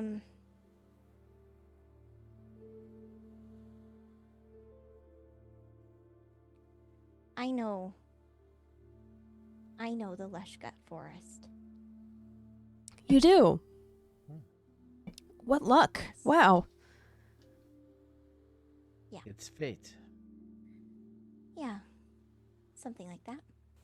I mean, perhaps that's why the fates have thrown me your way, or you my way, or I don't know, whichever. I mean, we could go our own way. I don't know if we have to stay committed to this way in particular. Elby, Yeah. what's wrong with the Lushgat forest? Oh, I mean, the forest is fine. It's, lush and gutty. And the inhabitants?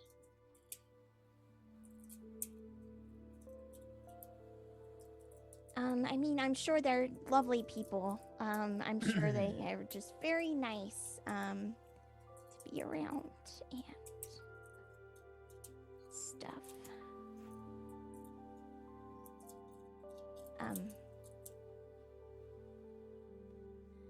Is it just near to get really hot and weird in here? Yeah, listen, I think we all know there's something there, and I'm sure Kelby will tell us whenever she's ready. That's right. Does not have to be now. Right. In your own time. Yeah, I mean, hell, we already know about, Anders and his...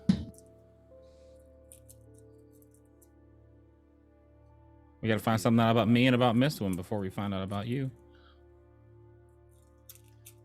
That was a joke, Kelby. I was trying to make you laugh a little bit. It's okay. I didn't pick up on either. It's just humor. It just goes right over. I'm sorry. Are we looking at a map in front of us? Like, is this map in front of us essentially, or are we just kind of talking? Yeah, I would say that it is. It's way more detailed than this specific one, though. It has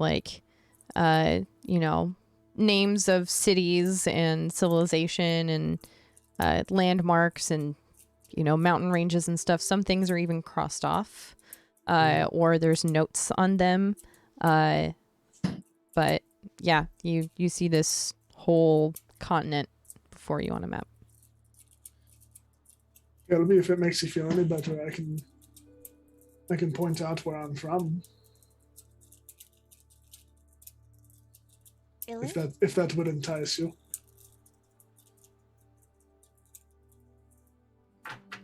Yeah. Yep. A second. I know where it is. I just want to make sure. I can move to a more detailed map if that helps. Yeah, if you don't mind. I don't mind at all. Here Just we go. the one of the Menagerie Coast. Yeah, for sure. Mr. Moon will just kind of lean down and point right here. Mountains. Here in the mountains is a kingdom known as Shattengrod. It's a dwarven kingdom. And that is where I hail from. Stone Garden.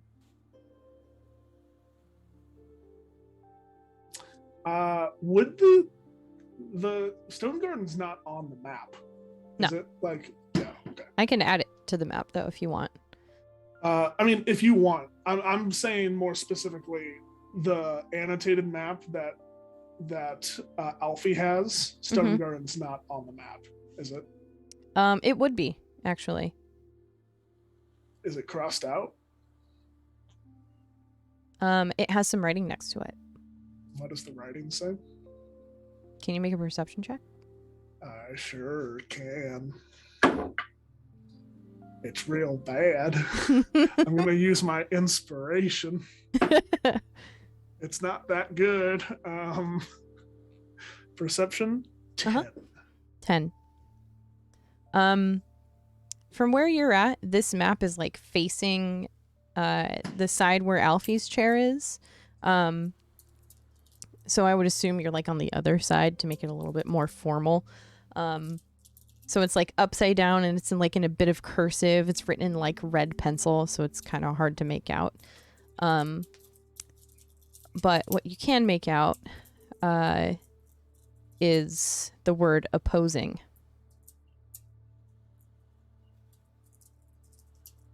That's it. Can you ping again where it is so that I can actually like get it Yes, here on the map? right here. In this Okay. big old mountain.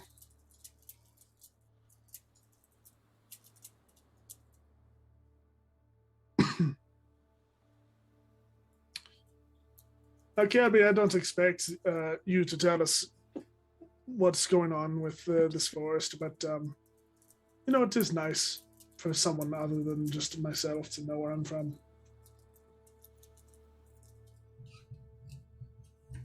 If it means anything, I don't exactly know where I'm from. What do you mean, Turley? But I don't know. I have an idea around where I was born, but my family moved around a lot, so. Charlie, what was your first memory? Do you remember the first place? Or what was the first place you remember, I should say? I mean, like I said, I know around the area where I came from. It's just to the east of Portamale.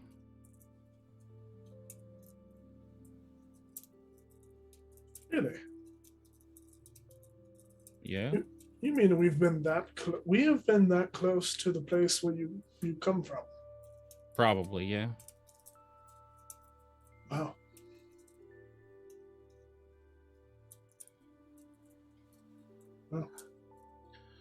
Do you know much about turtles? I don't know anything about turtles. I didn't even know turtles were a thing until I saw you. Yeah, a lot of people think we don't exist. I didn't even imagine that you existed. Yeah, this is a big old turtle. No, we're very migratory people. We do not live as long as a lot of the other races around. So it's kind of, why are you gonna go that far when you don't got that much time? You know what I mean? Not in a bad way. Like, I don't mean that in a negative. Just, why spend all your time traveling? I realize the irony in that statement I just made. It's very Yeah. ironic. Was your choice to become a follower of Andra a direct correlation there? Yeah, something like that. Yeah. Change is good. I set out, taking in the sights. That's it. If I don't have a specific home that is mine, like a core place that I come from, then why not find the place I like the most and make that my home? That's beautiful. While they're talking about this, I'm also looking at this map kind of down this mountain range Okay. for any notations. Sure. What side of the desk are you standing on? Or table? I think it's a table. I mean, I feel like I was standing with the group. Okay. So it would still be kind of upside down to you. Okay. So you would see... It would say the name of the mountains, the Sirios Mountains. You would see the city of Othe. I don't know how to pronounce that. That would be crossed off, actually. I'm on the wrong layer. Hang on. I think I can draw on it.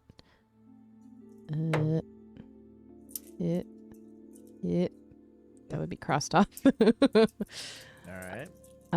You would see, again, on the wrong layer. This is fun. You would see Deastock, Truscan Vale, the forest. So in my head, I actually had thought that he would originally have come from around this area. Mhm. So I would have looked right there at that Uh-huh. whenever I was asked, which means I probably would have noticed that it was crossed off. Sorry. And I rolled. No, that's not wrong. You had no idea where I had placed myself because I never told you. At least I don't think I did. And if I did and I changed it, I'm sorry. And I assumed there would have been a DM if I did. Yeah, we good. Did I tell you where I was from? I don't remember. Did you decide where I'm from? Listen, I left it open, so I don't actually know where I'm from. Regardless, this is going down a wrong path. I rolled a nat 20 for perception. Okay. For that cross thing. Yeah. Okay. Great. You would have seen it. Cool. Out of character, put me wherever you want, because I don't remember if I told you or not. That's fine. But Charlie does not know. Okay. I remember now. You are from Othmore, not Oth. So I was right. That was the area, right? That was the area. Cool. Yeah, Awesome. it's right south Yeah. of it. The main city of Oth is crossed out. You don't know why. But Othmore is not crossed out. It's there. Cool. No other notations right around that, just the cross off. Yeah, just that. Cool. Awesome. Sorry, thank you. No, you're good. You're good. You're good. Wait a minute. Is Palma, Florida crossed out? That is a great question. You wouldn't know to think that. Fine. You wouldn't. Charlie wouldn't either. That's okay. That's a 2 on the decision dice, fam. Amazing. It's okay. Yeah, you wouldn't know to look. Alfie. Yeah. When do we have to go? I mean, obviously the sooner the better. The world is kind of in shambles, so the quicker that we can get this resolved, the better. But I mean, I understand that you all are, dwarf, human, turtle, gnome. You're of your own beings. I can't force you to do anything. You're here, I would say voluntarily, but we did take you out of your timeline. So again, I apologize for that. But in the event that we are able to return you to your timeline, you can leave at any time.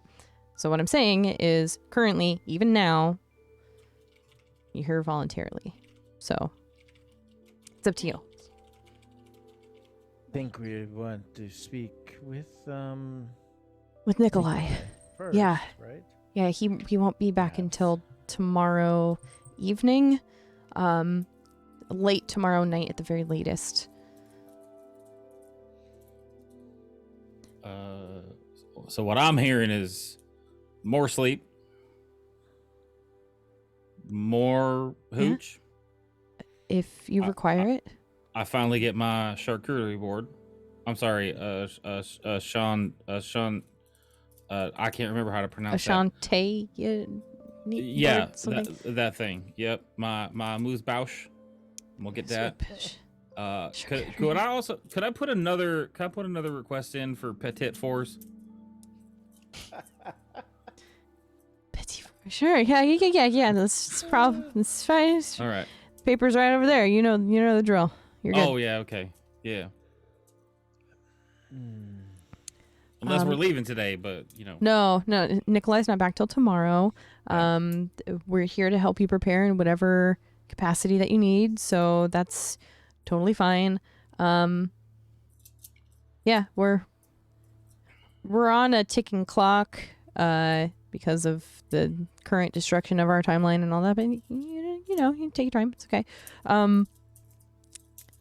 As he's saying this and like reassuring you of you guys are on your own timeline and stuff, you hear a scream from down the hallway,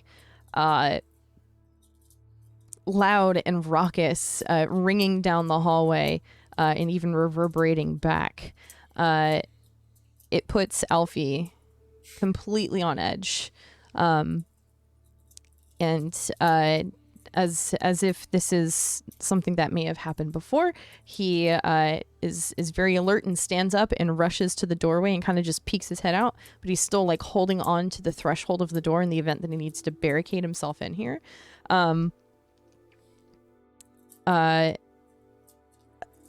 We might need your help. Oh gods, yeah, we might need. Barricade himself in the room. What's going on? Okay, out to the cavern, and he just rushes out that way. I mean, I wasn't sure how to spell petit fours, but I didn't think it was that big of a deal. Yeah, I'd be running out in front of him probably because I'm probably pretty faster than he is. Towards the street. Very likely. Okay, yeah. Is everyone heading out that way? I mean, yeah, but hobbling. Hobble, hobble, hobble. Turtle, turtle, turtle. Turtle, turtle. Oh my god. What a throwback to that one. I will as we're kind of hedging up, I will call out in a loud voice as I can while I'm huffing and puffing. What's this all about, Alfie? And Anders running straight past Alfie. He'll just say, "It's the lost souls. They're back." And Anders, as you breach past Alfie and make your way into this cavern, you see a collection of several lights swirling around one another in kind of an iridescent pattern. It's very bright. Each of these little orbs floating towards one another. You see another cleric kind of laying on the ground, scooching itself back, trying to get away from this collection of light. It doesn't seem totally ominous, but they all seem terrified of it. Is there anything you would like to do in the immediate nature of seeing this?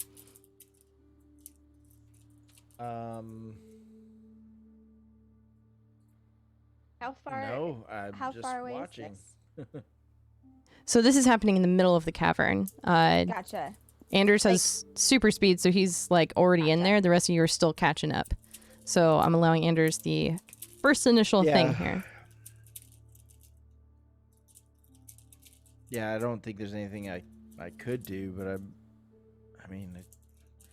I understand a person is afraid of it, but if it's not hurting them, then I don't think I would do anything yet. Okay. A few seconds pass and Alfie catches up to you. The rest of you join the two in the cavern. You see coming from the two back hallways a collection of other clerics freezing themselves at the threshold into the cavern, kind of stunned at the sight in front of them. This one cleric on the ground, still trying to scoot itself away, just skittering in the dirt and the dust, in the rocks beneath it. Its eyes not moving away from this entity before it, and you all gather here at the top of this dais in the cavern, and Alfie just kind of puts his arms out and says, "We might need to do something about this, but before it transforms, y'all can fight, right?" Transform. Well, 2 questions. What is it, and transform into what?